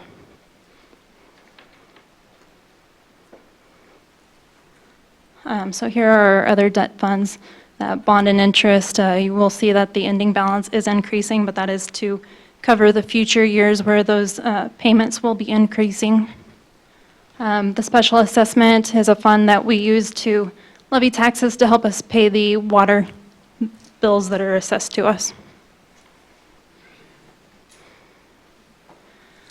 The last category is our federal funds. These are federal grants that we receive directly from the federal government or through the state of Kansas. They have to be used for a specific purpose, whatever they were designated for. We haven't received our final allocations. We don't usually receive those until July, but these are based off current year allocations. We have received the Carl Perkins, which did go down a little bit for next year.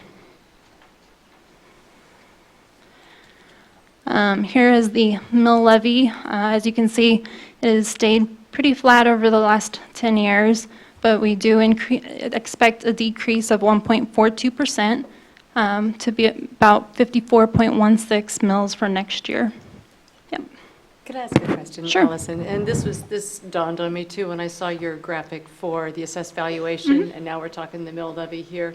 Again, okay, that looks very dramatic. We're going up almost 6% of assessed valuation, but tell us how that affects what monies that we get and what our tax mill rate would Yes, be. of course. So the assessed valuation really does help to offset the mill levy that we can use.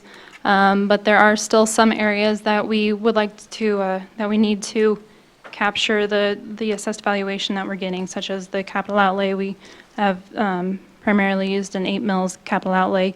The general fund is a state mandate of 20 mils, and so those are ones that we keep flat. As you can see, some of the ones that do change is the LOB. The LOB will be going down next year because of the assessed valuation, so that will help us tremendously. Does that answer your question? Yes, thank you. So to recap, again, we're looking at a budget of $360 million for next year. Again, about 2/3 of that is coming from our supported funds. We do see a little bit of increase, and that's to make sure we're capturing the budget authority for all of our funds. Otherwise, if we're capped at whatever we set the budget for. So some of those may be slightly inflated just so that we are able to spend our full amount. From here on out, we have a budget timeline, which, of course, right now we're doing the budget workshop. At the July meeting, you'll approve the publication, which will go to the Kansas City Star shortly after that. There's a 10-day waiting period before we can do our budget hearing, which will be set for August 14th. Before that board meeting, members of the public can come and make comments, after which point, hopefully, you'll adopt it. And then we'll submit to the state before August 25th, which is their deadline. Of course, this presentation can be found online, so go out and look at it. Woo! Any questions? Anybody? Questions? No? Okay, thank you very much. Thanks. Okay, we are to C5 Technology Update. Mr. Drew Lane. Dr. Henson, you want to? Oh, here he goes. This room is considerably larger than the one I'm used to, so sitting in the back may not be not been my best choice for this evening. In the agenda this evening, under consent, there are a number of technology purchase items, and I wanted to provide a little bit more background information on what's in there so you understood a little bit more about what you're being asked to approve this evening. There's a couple of items in there that deal with network and infrastructure technology for new construction. This is equipment that is essentially needed to make sure those buildings are live in terms of data transmission. Wi-Fi for student devices, teacher devices, those types of things, connectivity back to the rest of the world, phone systems. So those are the types of devices you're asked to approve on those two items. A couple of items deal with software. One is the Adobe Creative Cloud Suite. These are creative tools that are available to all teachers and students. They're used as part of coursework in many of our high schools, and then they're also available for other students to use should they choose to do so or have a need to do so. One of the big ones in there is the Skyward Student Information System. That's kind of the heart and soul of the school district. That's where we keep all of our information, all of our data on students, attendance, all that kind of stuff, and it's an annual subscription. But the one I was probably most interested in bringing to your attention is the one where we talk about we're going to purchase some additional items for Project Lead the Way. And the machines that we're purchasing are, Project Lead the Way in the district's been really successful. We've seen it grow in the district, and then when this space became available, it is going to be included as coursework in this building. And there's some spaces upstairs, actually right above my office, where students will be engaged in those activities, but they needed computers to engage in that coursework. There's coursework in there that also has a little bit higher demand on the computers than has been in some of our other programs, specifically dealing with CAD, advanced CAD use. And so those computers, not only are they being purchased for the new programs here, but if you were to look at the specifications for those computers, they have a few more resources than you might find in some of the other computers. And that's the reason why there's a higher demand for what those computers will do. So really, that's just kind of the background information on those items that are under the consent agenda for technology tonight. It's some networking equipment to connect our buildings that we've constructed.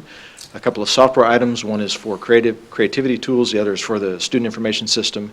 And then the big one is the Project Lead the Way stuff for the new spaces here in the Center for Academic Achievement. And of course, I would stand for any questions you might have. Any questions? Nope. Good. Okay. Thank you. Okay. Thank you. Appreciate it.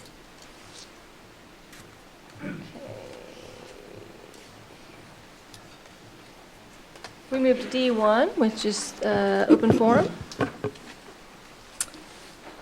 Open forum occurs at every regularly scheduled monthly Board of Education meeting and provides a time for individuals to address the board regarding school district issues. Although the board encourages public involvement through open forum, patrons are asked to first go through the regular school channels to obtain a response to questions or concerns.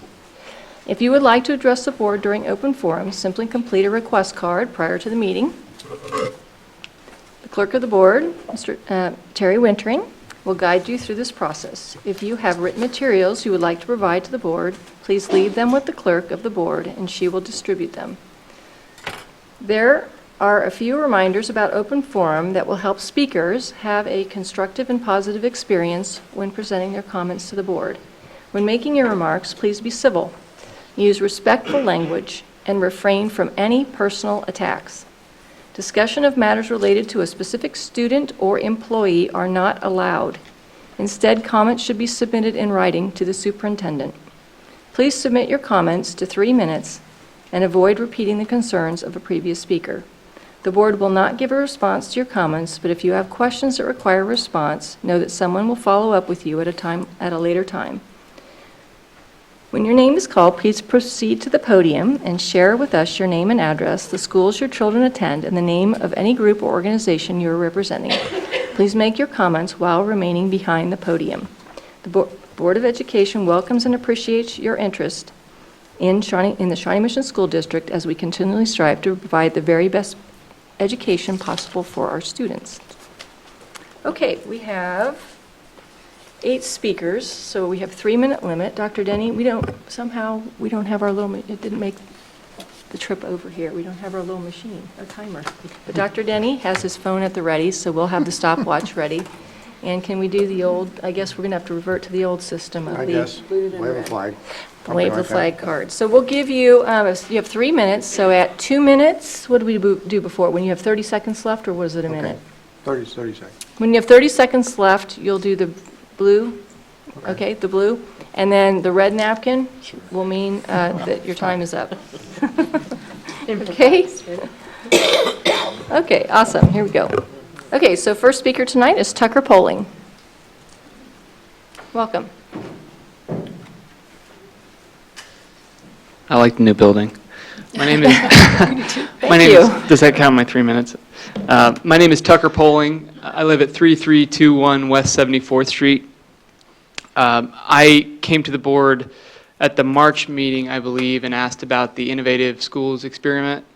The question I asked was whether the board had considered any evidence of the performance of the experiment at the Apache Elementary School before extending it or deciding to extend it to Rising Star Elementary. I also noted that the student populations in those 2 schools were relatively lower income and relatively higher in the percentage of students of color. And my question also related to why those populations were chosen for this particular project. While the initial response I got from the board I didn't feel was responsive, I did follow up, and I appreciate, I believe it was Michelle Hubbard who provided a response. So I appreciate the email response I did get, and President Goodburn, I appreciate you helping facilitate that. I do have concerns relating to the information that I was provided. My understanding is that in the MAP scores for Apache for the one semester for which the district had data, the math scores increased by 1%, but the reading scores decreased by 8%. And I understand that's a small sampling size when we're only dealing with one semester. But my concern is that you have a 1% increase and then an 8% decrease, and it seems to me that the decrease is the only thing that's statistically meaningful. And to me, that would raise some red flags. So going forward, I would encourage the board, if it is going to extend this project, to do so only if the data supports that. And that leads me to my question. I understand you don't answer the questions here, but I will follow up in writing. Is what is the board's plan as to extending that experiment to other schools? And also, I know that this project, this Innovative Schools project, generally is the brainchild of William Daggett, and I understand that the school district has consulted with him. And my other question is how much we as a district have paid Mr. Daggett for his consulting services relating to these projects. Thank you. Thank you.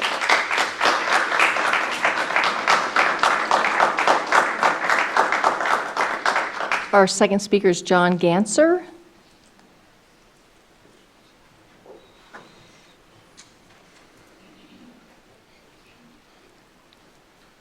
Good evening. My name is John Ganser. I live at 13950 West, 72nd Street. I just had a couple comments I want to make about the boundary redistricting, or the redrawing of the boundaries. I've talked with Ms. Mack and Dr. Hubbard on a couple occasions about this. We have a couple main concerns, my wife and I do. We have a son right now who's just graduated first grade at Rhine-Benninghoven. We have another son that will be starting kindergarten next year. One of our main concerns is the change.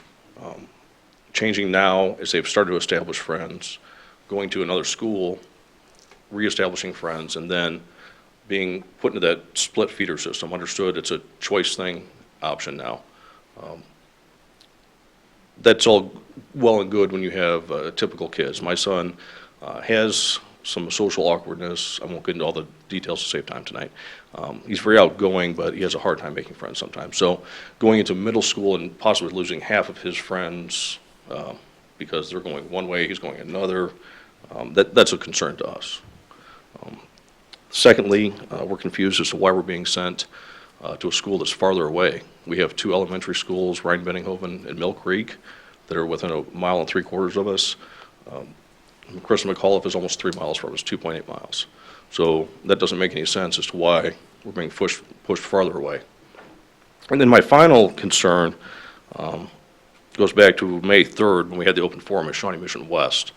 I spoke with Ms. Mack and Dr. Hubbard, and when I asked about the raw data that led to this decision, Dr. Hubbard said, well, this is the raw data. And she had in her hand the slideshow with all the pictures, and all it has is the current enrollment, broken into the demographic categories by ethnicity and free lunch and stuff like that. I don't know if you guys want to make a decision based on just current enrollment numbers. To me, it would make more sense to have somebody do projections. I know we all know they're going to build out west, but has anybody run the numbers to see, what the possibility of, how many families are going to have kids in elementary school? As far as I was told, that hadn't been done. The last thing we want to do is do this wrong, and in 3 or 4 years or 5 years revisit this again because we didn't get it right the first time. So I would ask that the board at least postpone your vote, reconsider, and thank you for your time. Thank you, Mr. Ganser. Our next speaker is Stacy Hetz.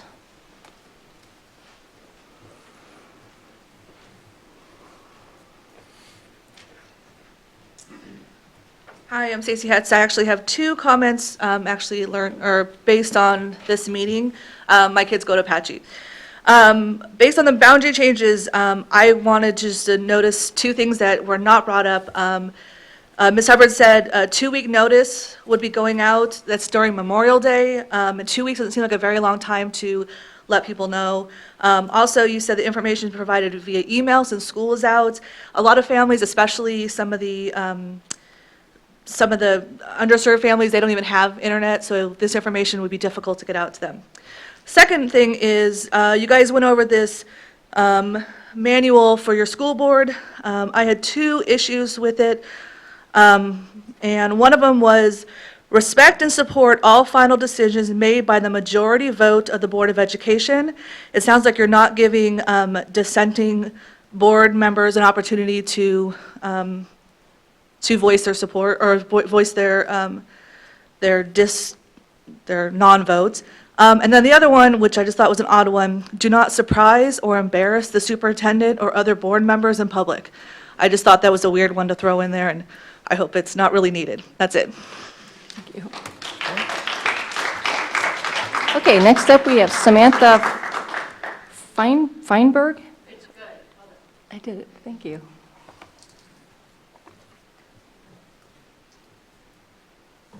I'm going to lower this. Can I lower this? I'm short. Okay, never mind. I'll just use my teacher voice.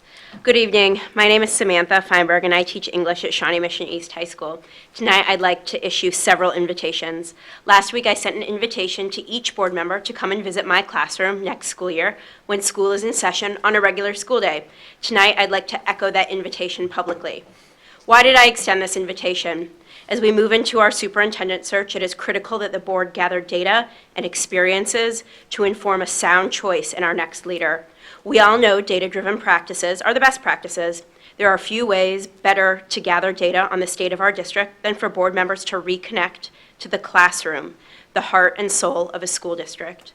I'm here to argue that the classroom, the teaching and learning that takes place within, must become the focal point of our district's resources and energy, and that our next choice in superintendent should share this vision and reorient our district in this direction.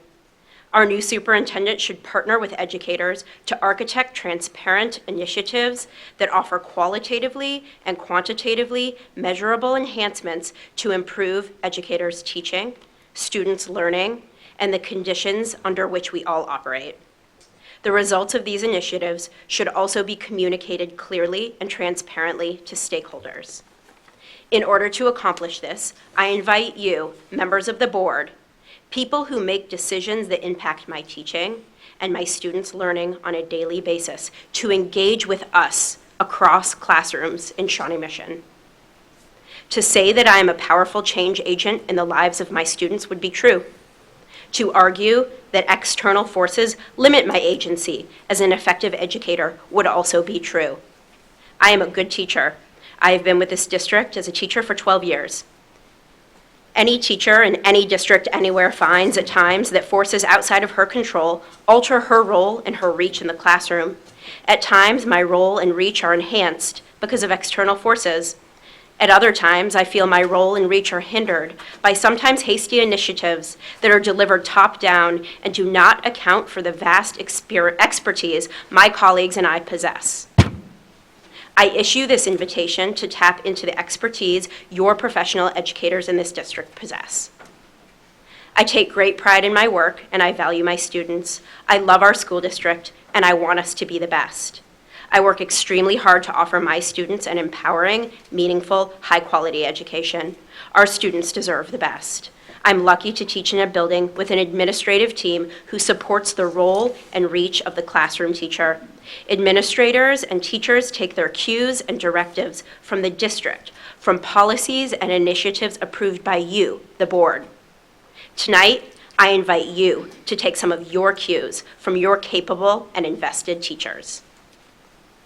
Come walk in my shoes, but wear flats, because I don't sit down much between 7 a.m. and 3 p.m. Our district is in a time of great transition. This transition offers incredible opportunities for our school district, while you, our board members, are weighing critical input and determining key criteria pertinent to the search for our new superintendent. I hope that you will accept my invitation. Come see us in the schools. If you're interested in general in visiting a classroom, not even my own, several of my colleagues would also love to host you. Once again, I invite you to please be in touch at your earliest convenience and schedule a visit. Additionally, I would invite a response to my statement tonight as follow-up. Thank you for allowing me the opportunity to speak. Thank you. Next up, we have Kim Whitman.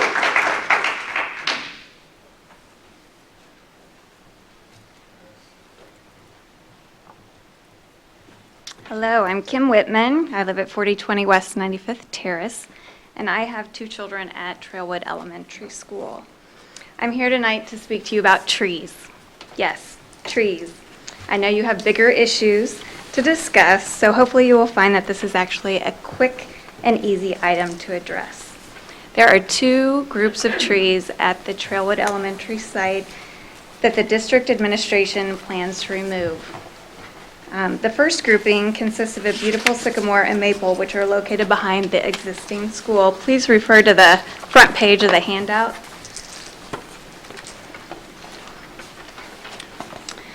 There are concrete picnic tables grouped under these trees, and it has been a very popular spot for classroom parties, outdoor teaching time, and of course shade during recess. The shade from these mature trees is truly priceless.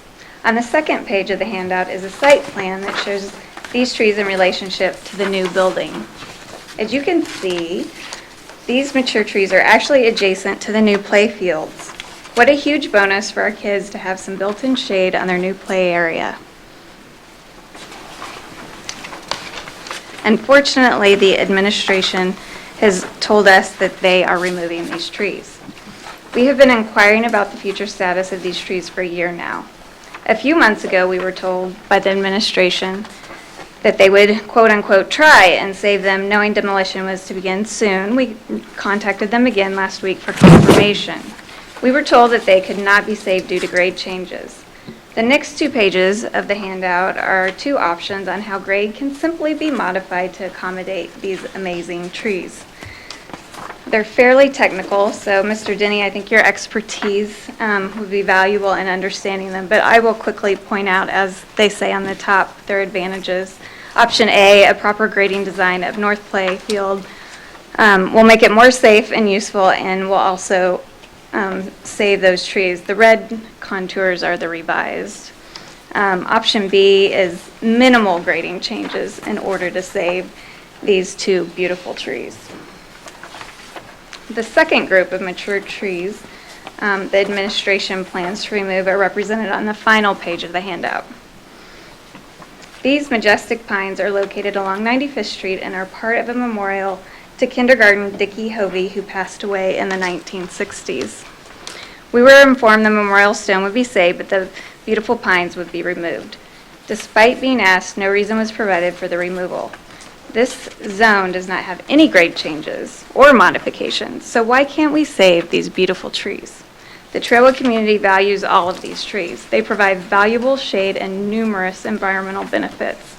We truly appreciate the new trees that are being planted. However, it will be a whole generation before they will provide the benefits of the big, beautiful trees that we already have. We ask the board to please help save them. If you have any questions, I would be happy to visit with you more. I would also like to receive a response from the board regarding your thoughts.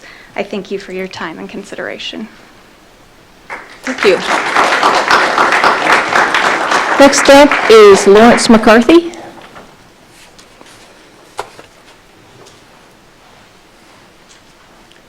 My name is Lawrence McCarthy. I live at 7331 West 69th Street, Overland Park, Kansas. I have 2 daughters that will be attending Shawnee Mission North in the fall. My first question, should there be a moral turpitude clause in the next superintendent's contract? My second question is there anyone else currently on the school board having an inappropriate relationship with any full or part-time member of the Shawnee Mission School District staff, faculty, or support personnel? Thank you very much. Next up, we have Jeff Passan. I hope I said that right.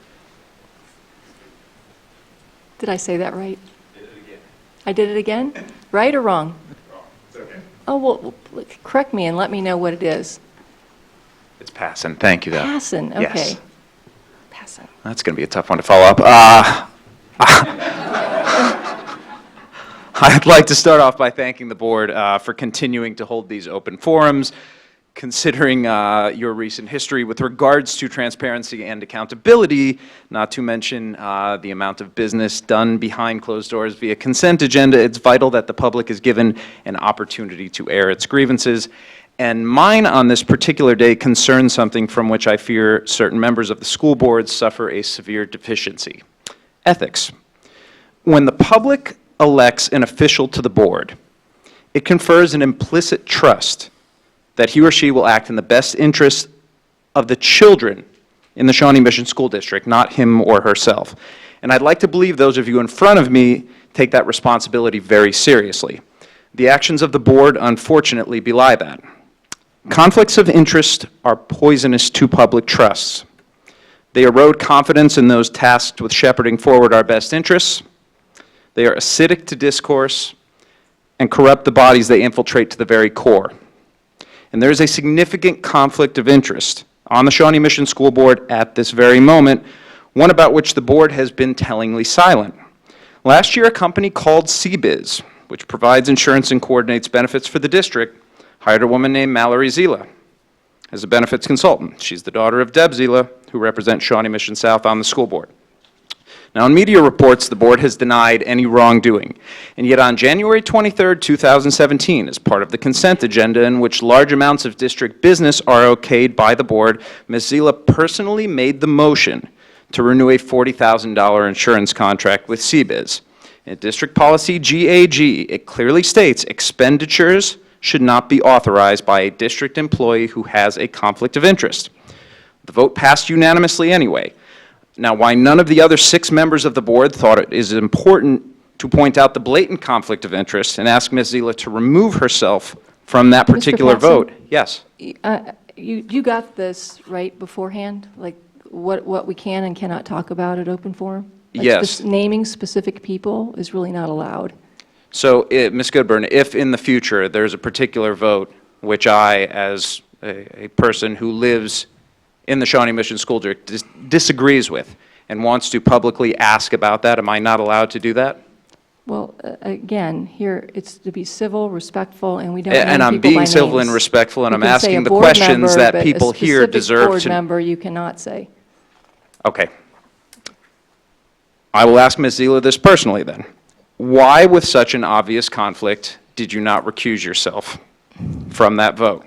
And as a show of good faith that has been frittered away with misstep after misstep, will the board vow to release all emails sent from both district and private addresses to and from employees, current and former, that discuss Mallory Zila's hiring by CBiz?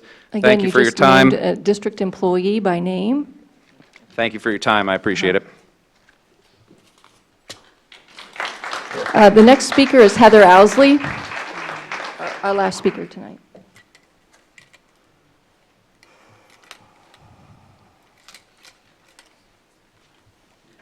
Good evening. Good evening. Good evening. I'm Heather Owsley, and I reside at 6800 Farley in Merriam. I have 2 in elementary, and 1 just graduated from 6, so we will be at Hawker next year. Big doings over at our house.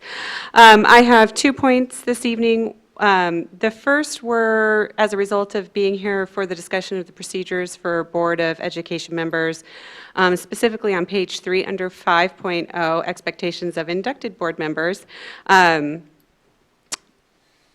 One of them was that board members are not allowed to speak on behalf of the board, but there was earlier conversation with regards to board members attending functions and speaking. So just from the perspective of clarifying with regards to you can speak as a member of the board, but not as the voice of the board, that might be useful information to include there. But then also, I too thought it odd, it caught my ear, the respect and support the final decision of the board. I think it is perfectly possible to both respect decisions of the board and non-concur with those decisions. And so I think it would be good to clarify that supporting the board does not mean that one supports all of the decisions of the board, and that board members should be allowed to express dissent or non-concurrence on a decision if that should occur. My second point was with regards to Mr. Little's discussion of what was happening in the legislature. I noted that he said that the Shawnee Mission School District is supportive of both the bills in both the House and the Senate at this time. But speaking of supporting while retaining the right to non-concur, there is discussion in both bills regarding the expansion of the tax credit scholarship program, which diverts funds from the general fund to private schools, and those funds in the general fund would otherwise be available to fund public education. And I think it would be useful if the Shawnee Mission School District caveated their support to say, we do not support the increase or the expansion of the tax credit scholarship program as it directly impacts the money and resources that are available for public schools in the state.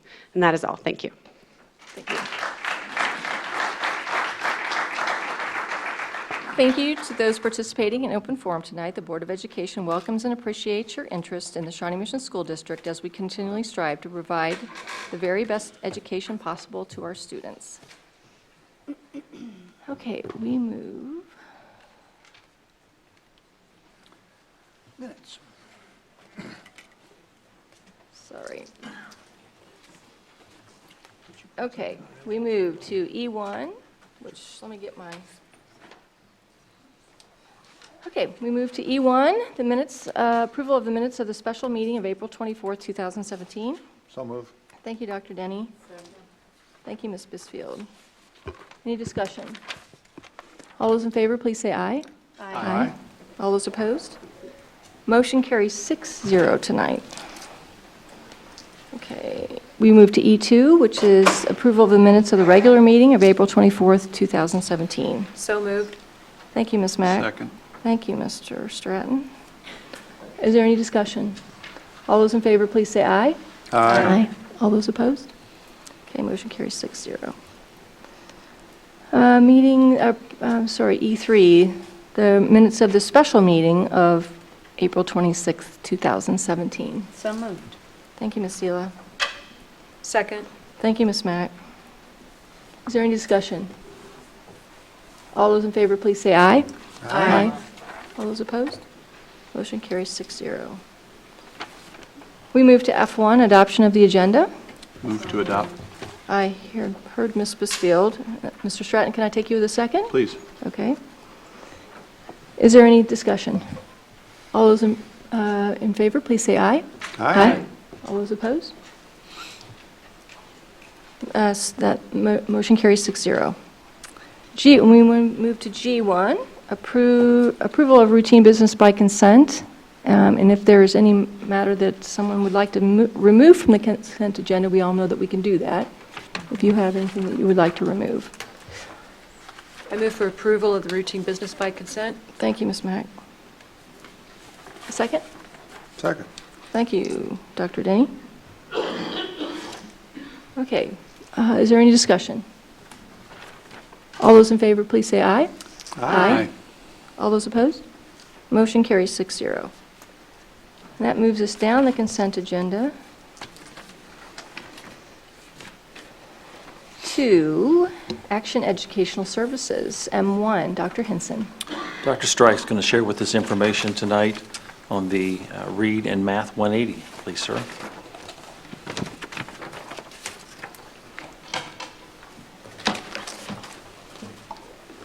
Thank you, Dr. Henson, members of the Board of Education. The Leadership and Learning Team has brought before you the information that you see before you in relation to the proposal for Math and Read 180. The Read 180 program is specifically a research-based program that is designed to integrate a dynamic learning system that involves direct instruction as well as computer-led instruction for our students. It's targeting primarily students at the middle levels, so the program would be designed to try to support our students as they begin to work through and accelerate their learning in the reading programs that we currently have in place. This is a part of our MTSS strategies that would be designed for Tier 2 and Tier 3 support. The Tier 2 support would be primarily utilized with direct hybrid instruction, as we indicated, the explicit instruction provided by the teacher, as well as the computer-led supports. The Tier 3 support that would be in place would be targeted to try to allow a phonemic approach that would allow our students to be able to gain the foundational supports for their reading program. This would be targeting primarily our English language learners, especially our newcomer students, as well as our special needs students. And the idea is to try to provide a foundational background so that those students can accelerate their learning, with our goal to move those students out of a workshop type of environment to be able to access the regular curriculum and be able to progress through their educational program. That's an overview of the the Read 180 program. I'd be happy to answer any questions that you might have. Any questions? I move approval to purchase the Read 180 program. Thank you, Ms. Mack. Thank you, Ms. Seela. Any further discussion? All those in favor, please say aye. Aye. All those opposed? Motion carries 6-0. Okay. Next up, we have P1, Business Services, the resolution to sell general obligation capital outlay bonds. Dr. Hinson. We have David Arterberry with us tonight representing George K. Baum. We also have individuals representing Gilmore and Bell. David, thanks for being with us tonight, and we look forward to the information you're going to share. Thank you. It's a pleasure to be here tonight.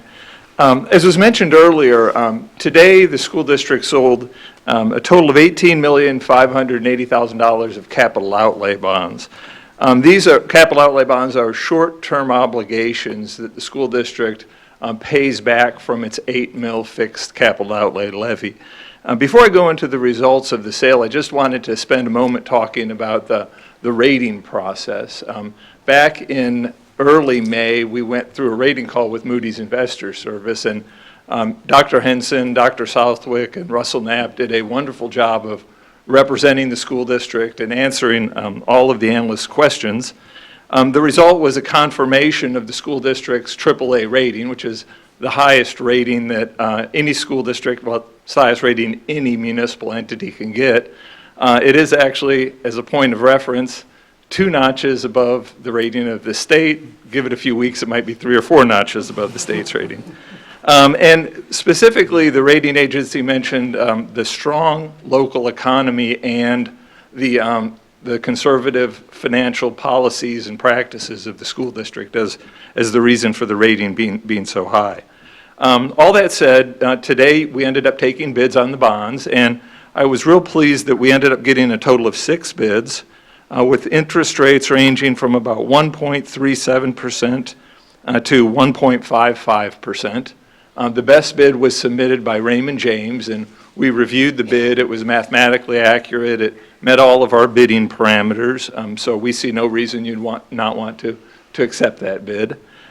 The final step that you have in terms of the issuance of the bonds is to consider for adoption the bond resolution that you have in front of you.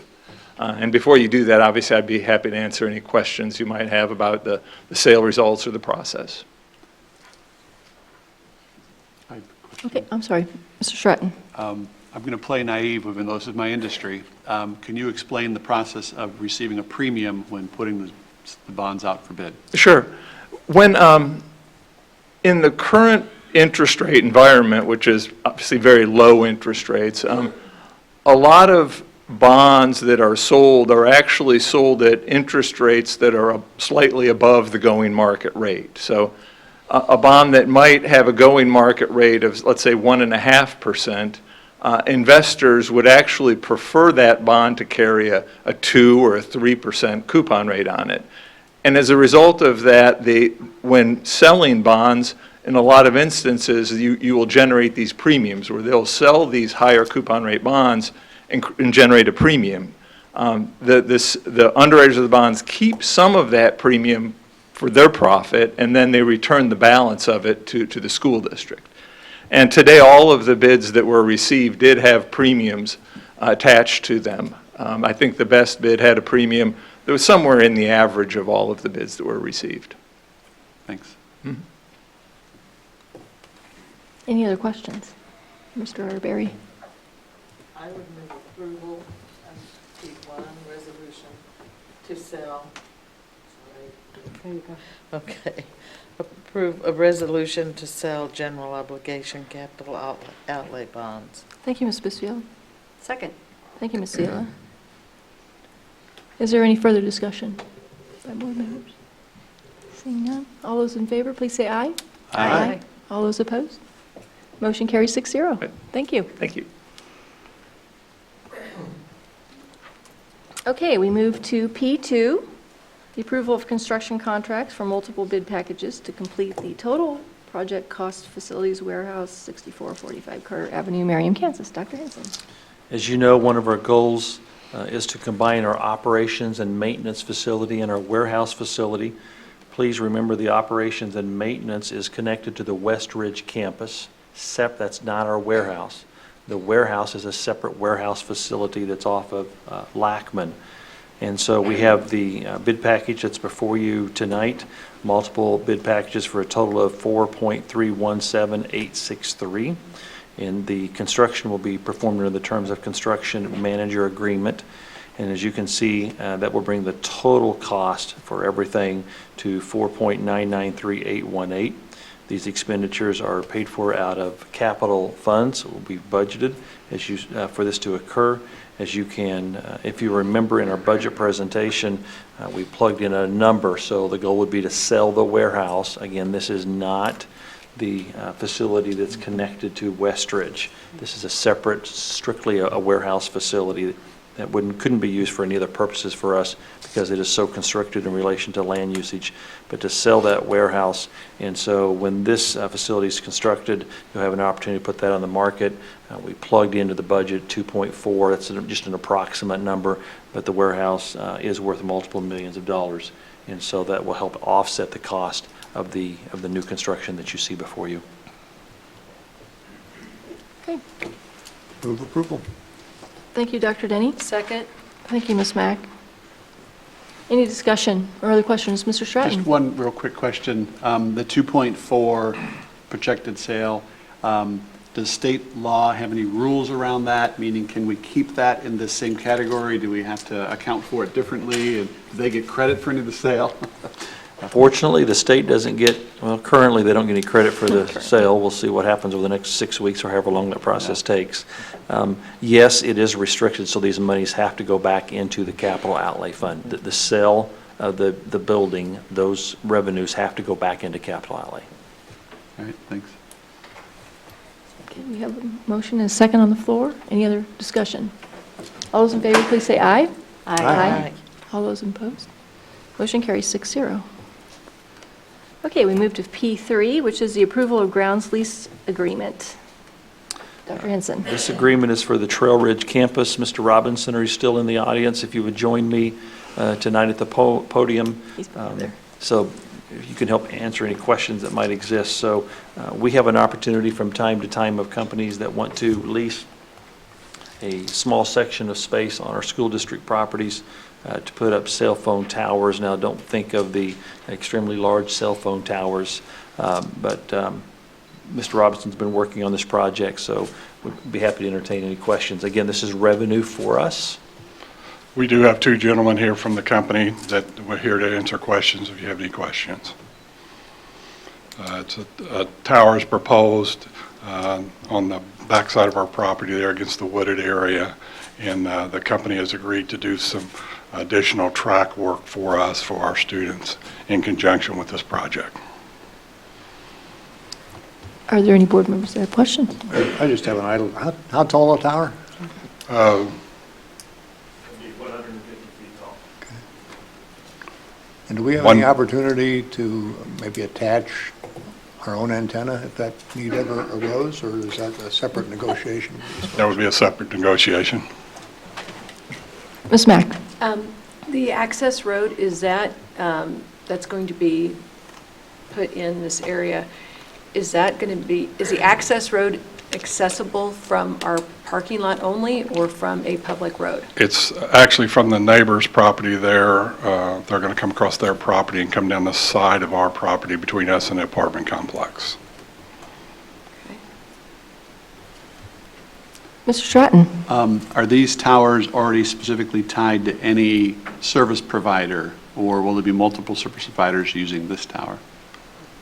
Multiple providers. T-Mobile is the first anchor tenant on the tower. Okay. And others could also access it through your group? Absolutely. And then secondly, how many of these do we have now on district property?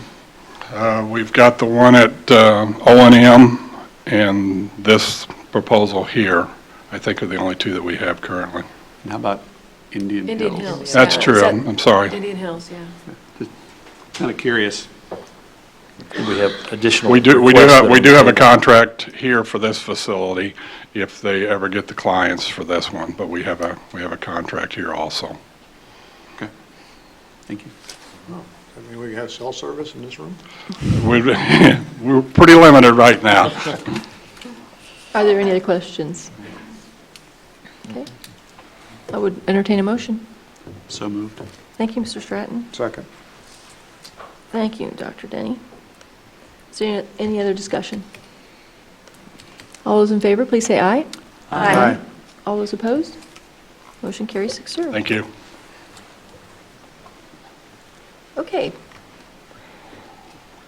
We move to Q1. Dr. Henson, approval of the boundary recommendations. So we've returned to boundary recommendations. We just need direction. Certainly be happy to entertain any other question or thought process. Ms. Mack? I would like to move that we separate out I-35, the one proposal to the east of I-35, East Antioch, Overland Park Grade School, for a separate vote. And the second part of I guess it would be a separate motion. My second motion would be to table the rest of the boundary changes proposals until the what-if proposal, the secondary proposal, and numbers can be vetted. Do we have a second for that? We have two motions. What? So we have two. Yeah, we have two motions. Okay, so the first motion that you're making is to separate it out and have the East Antioch and Overland Park, that change in boundaries. Correct. Okay. Okay. So let's do that one first then, if you want to separate it out. I'll second that. Okay, Dr. Denny's going to separate that. I mean, second that, sorry. Okay. All right, so Ms. Mack, Dr. Denny. All right, any discussion about that? I just would like clarification again. I've now got my map back up. Okay. Explain to me your motion. That I'm separating out the proposal for East Antioch, Overland Park. It is to the east of I-35. It's the only one that is east of I-35.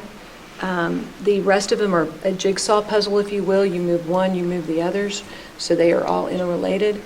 And at the public forums, I think you were there with me, and the one person that came and spoke against this, I specifically remember the conversation, and they had transferred into that school to begin with. And I think that separating this out from the other proposal is beneficial for that school, for that it can happen in 17, 18, 18, 19. Thank you for the clarification. Okay, we have a motion and a second. And the motion is to separate. Now, Okay. we're separating, right? If we vote on this. Oh, okay, so this is to separate, okay.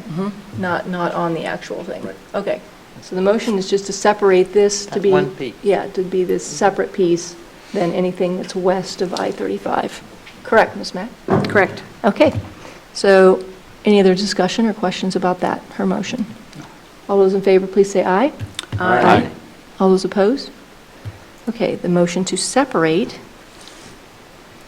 is approved 6-0. And then I would follow up with a motion on that motion to approve that boundary proposal as stated by Dr. Michelle Hubbard tonight. Okay, now this motion is to approve the East Antioch and Overland Park boundary change. Okay, she's motioned. Do we have a second? Second. Thank you, Dr. Denny. Okay. Is there any further discussion or clarification needed?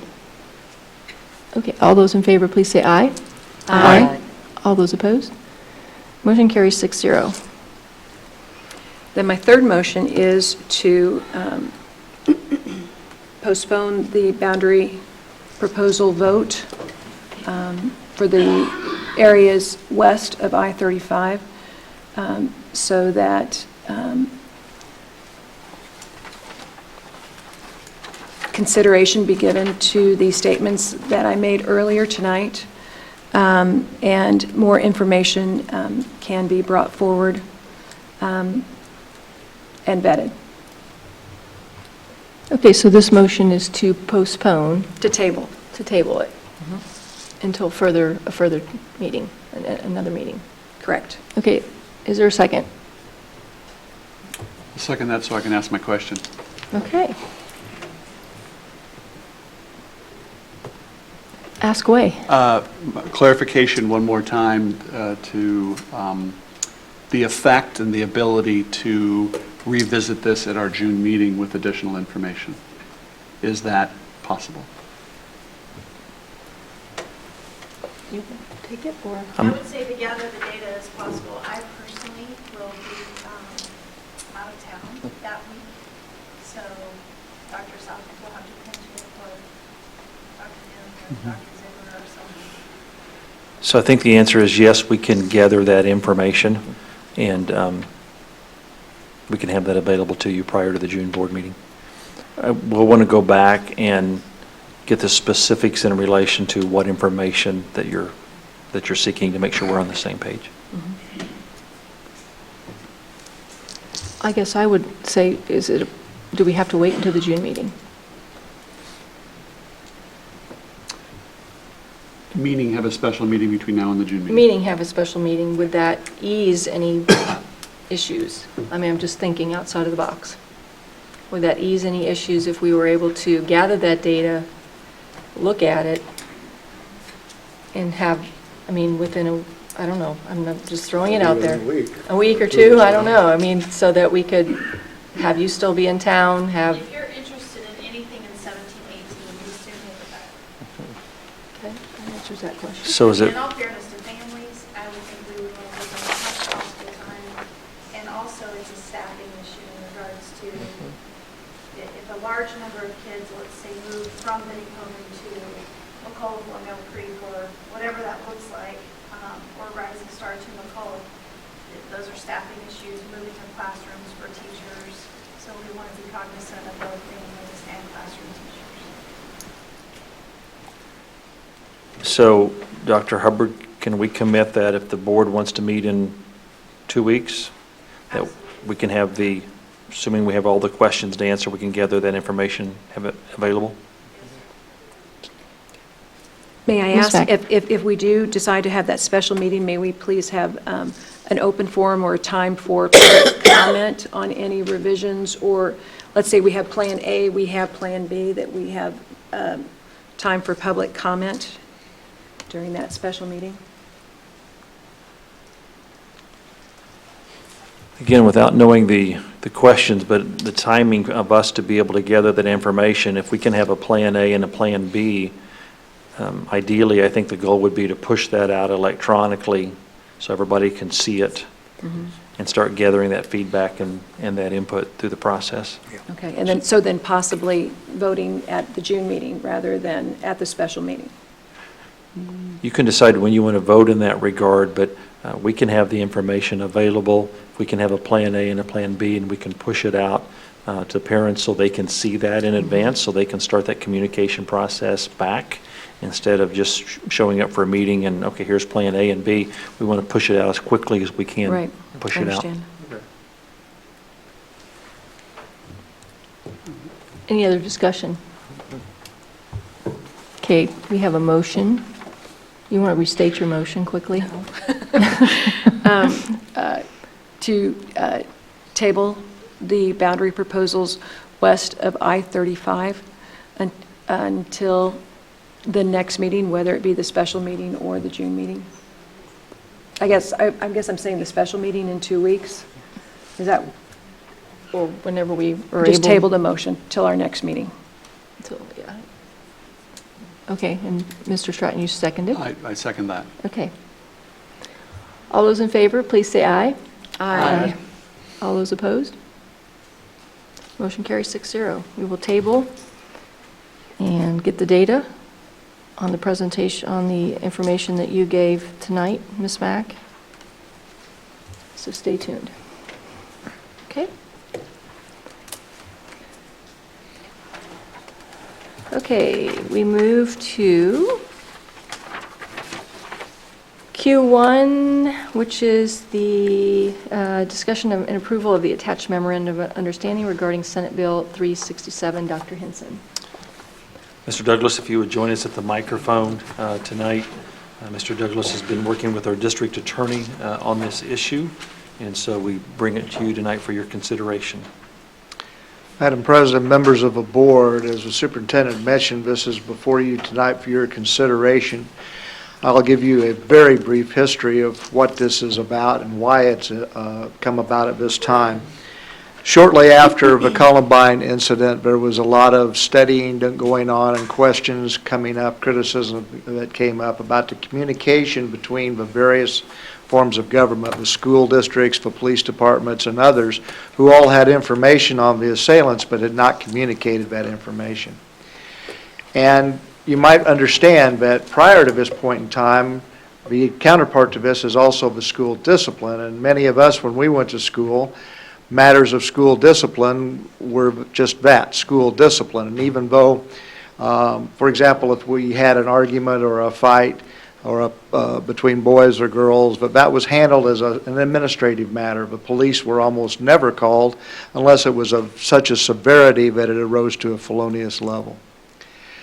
After the Columbine incident, all the states raced to put in place Safe Schools Acts for their state, and Kansas was no different, and created the Safe Schools Act, which, among other things, mandated that all schools must be reporters of any kind of criminal activity, and gave no exception as to what that criminal activity was. The unintended consequence of that was now this inflow of information going to the police departments, which then took action on that in lieu of, or in addition to, school discipline, which now put an undisclosed number of individual children into the judicial system for a lot of ranging things, some of which were very small and some petty, depending upon the location. And while my personal experience is the Shawnee Mission School District, even when I was the chief of police, was not likely to do that with any, was not likely to place children into that situation very often, but it was pretty much out of the district's hands and was pretty much up to the police at this point in time. Consequently, Senate Bill 367 tries to establish or reestablish balance with the understanding that not every child who commits a technical crime needs to be punished both in the school and in the judicial system. And studies indicate that more often than not, a person who goes into the juvenile justice system may not receive help, but instead finds themselves down a pathway which chinks them into more and more difficult circumstances. So this is an attempt to moderate, because we still have the Safe Schools Act. It did not stop the ability or the requirement of the school district to report these, but it does enhance the idea amongst the police officers, including our own, that moderation can be had and that mediation can be had, and the school districts can return to monitoring and enforcing discipline at the school level as opposed to the judicial level. So this is a memorandum of understanding that establishes a compact between the local agencies and the school district, the district attorney's office, and the court, which simply recognizes that moderation and meets the requirements of the Safe School Act in addition to Senate Bill 367. I'll also point out that our officers and all the officers in the state of Kansas who have interactions in the school district, which is virtually everyone, will be taking specific training on the purpose of this particular act. And both in my post position and my current position, I'm wholeheartedly supportive. So I would ask you that you look favorably on the signing of this document. We have to sign an MOU of some sort. I believe this is very specific and covers the things we need to cover. Move approval. Second. Thank you, Dr. Denny. Thank you, Ms. Sela. I have a question, Mrs. Goodman. Ms. Mack? Mr. Douglas, is this the same Senate bill that Terry Stickley spoke to us about at last open forum? It is. Thank you. If I might add, her main consideration in that bill was support of the bill, but she wanted it strengthened to also include some language talking about the interrogation or interviewing or even maybe arrest of our students absent a parent. The state law actually allows a 14-year-old child to be interviewed without a parent present. We've never allowed that to happen, to my knowledge, and would not.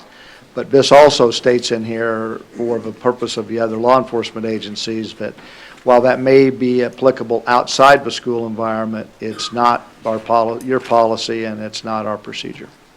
Thank you. Any other questions for Mr. Douglas? Okay, we have a motion and second in front of us. All those in favor, please say aye. Aye. All those opposed? Motion carries 6-0. Thank you. Thank you, Mr. Douglas. Okay, R2, consideration of appeal of student suspension expulsion E17-3. Dr. Denny. Oh, wait a minute. We got to revise. What did I say? R1. Oh, I'm sorry, R1, my bad. Whoops, sorry. Okay, missed one. Approval of the revised board policy BCBI, public participation. This is the second reading. So move. Thank you, Dr. Denny. Thank you, Ms. Mack. Any discussion? This is the second reading, so we've seen this. Right. Okay. All those in favor, please say aye. Aye. All those opposed? Motion carries 6-0. Okay, I'm sorry, now we're at R2. Now we're ready. Dr. I Denny. move that the Board of Education recess to executive session in order to discuss matters relating to actions adversely or favorably affecting a student. The meeting will reconvene at... It's 9:30. It's 9:30 to 9:40. And then we'll continue the meeting. Second. 9:40. Thank you, Ms. Bisfield. All those in favor, please say aye. Aye. All those opposed? Are we going to do board comments? And Nope. No, we have this now, Back later. so 9:40. Get Be 8 back minutes. in, okay, a few minutes.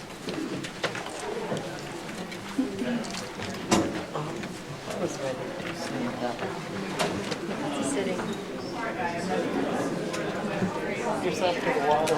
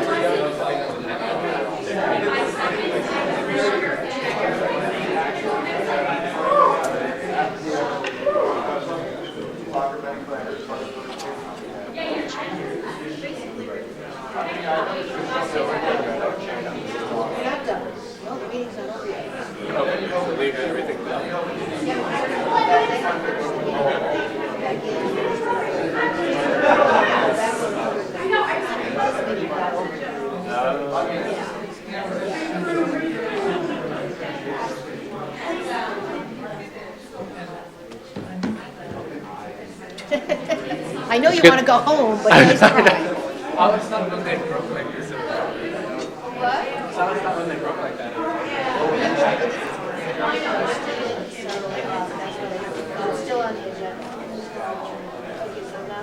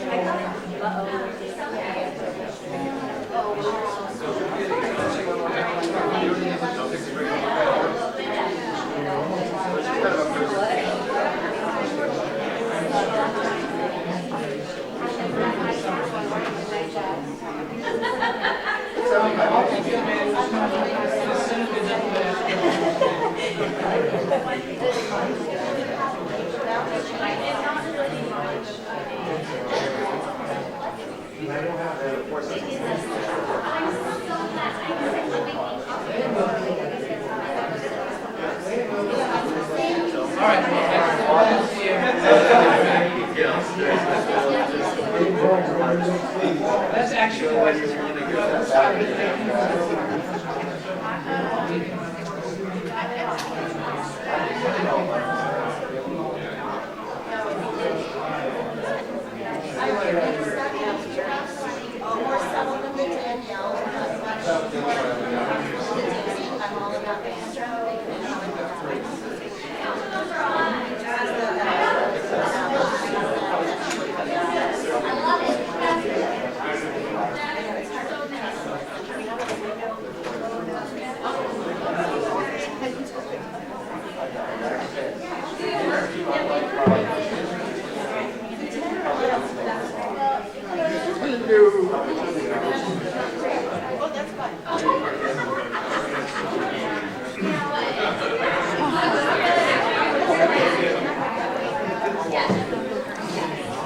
Not so much room back here. No, it's not, yeah, not. I have to go to the bathroom too. Oh, people are coming in and out behind us than ever. I just said that in public. They also know it as opposed to that. Okay. Yeah. No, we put shelves in between. Yeah. Put shelves. Oh, you have it 6. All right, so we are back. I'll play with the. Post-free right now. That's pretty cool. We are back. Thank you. R2, Dr. Denny. All right, in the matter of student E17-3, I move the following. We recommend the decision of the Suspension Expulsion Committee as modified by the recommendation of the Deputy Superintendent to include a contract which will allow the student to return to school in August 2017 be upheld. We recommend further that the contract be modified to also allow the student to participate in summer lunch and other school programs. We further recommend that the student be assessed upon return to school to determine eligibility for SPED services. I'll second that. Thank you, Mr. Stratton. I'll take yours. Okay, any discussion? All those in favor, please say aye. Aye. All those opposed? Motion carries 6-0. Thank you. Okay, with that, we move to T1, comments from board members. Mr. Stratton. Some real quick ones. Number one, I have to acknowledge this new space and thank all the folks that were behind the scenes to making this possible. There was a lot of scrambling that took place, a lot of sweat perhaps as well, and so it's greatly appreciated. So we're glad to be here and thank you for all that went into it. Secondly, I do want to reiterate a thank you to Dr. Hubbard for all the work that continues to go into this project.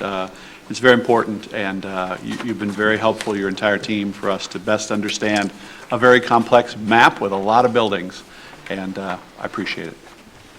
I want to echo that. Driving around the couple times that I did and seeing how many houses are in our district, to think 27,500 students, that's a lot of families.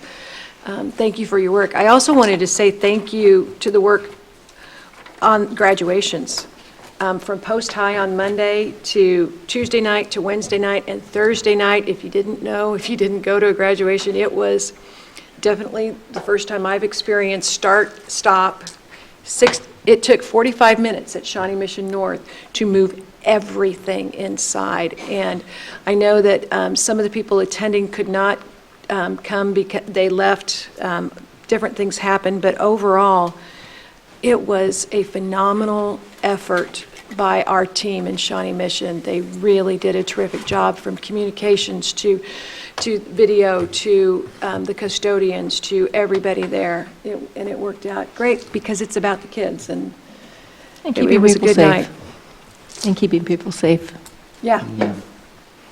Agree. I was there, the coordination amongst the staff was amazing, just to watch, and they just took it and went with it, and it was really a joy to see, so. Well, I would say the kids were champs too, because Yeah, a couple I of agree. nights were filled with wind, and to try to hang on to the mortarboard and tassels and everything else that's moving around you and blowing around. Plants that are over almost on their side, what they're walking around. They did a great job, and they got graduated, and that's what's They did. important. It's a highlight for us. Yes, it was. The week is a highlight, so, and for many, many families and students out there too as well, I know, but it's really an honor for us to stand on that stage and shake all those hands and see this bright, shining, smiling faces, so. Anything else? Dr. Denny. I move the Board of Education recess to executive session in order to discuss personnel matters relating to non-elected personnel. We will reconvene. What do you want? We keep looking for a clock, don't we? Well, start us out with a half hour. Okay. We'll And then we reconvene can always reconvene. at 10:15. Thank you, Ms. Bisfield. Thank you, Dr. Denny. All those in favor, please say aye. Aye. All those opposed? Thank you. Motion carries 6-0. Take a nap or something, Terry?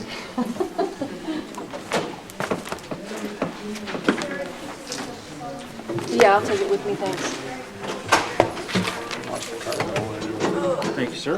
Had to get it. Get the other one to Terry. Fortunately, she has a spare. Otherwise, I would have had a. You need help? I have an extra hand. Here, I have an extra hand. You grab that, I got you first. Craig, since you had to walk through with stuff here and chairs out, should you be able to come up with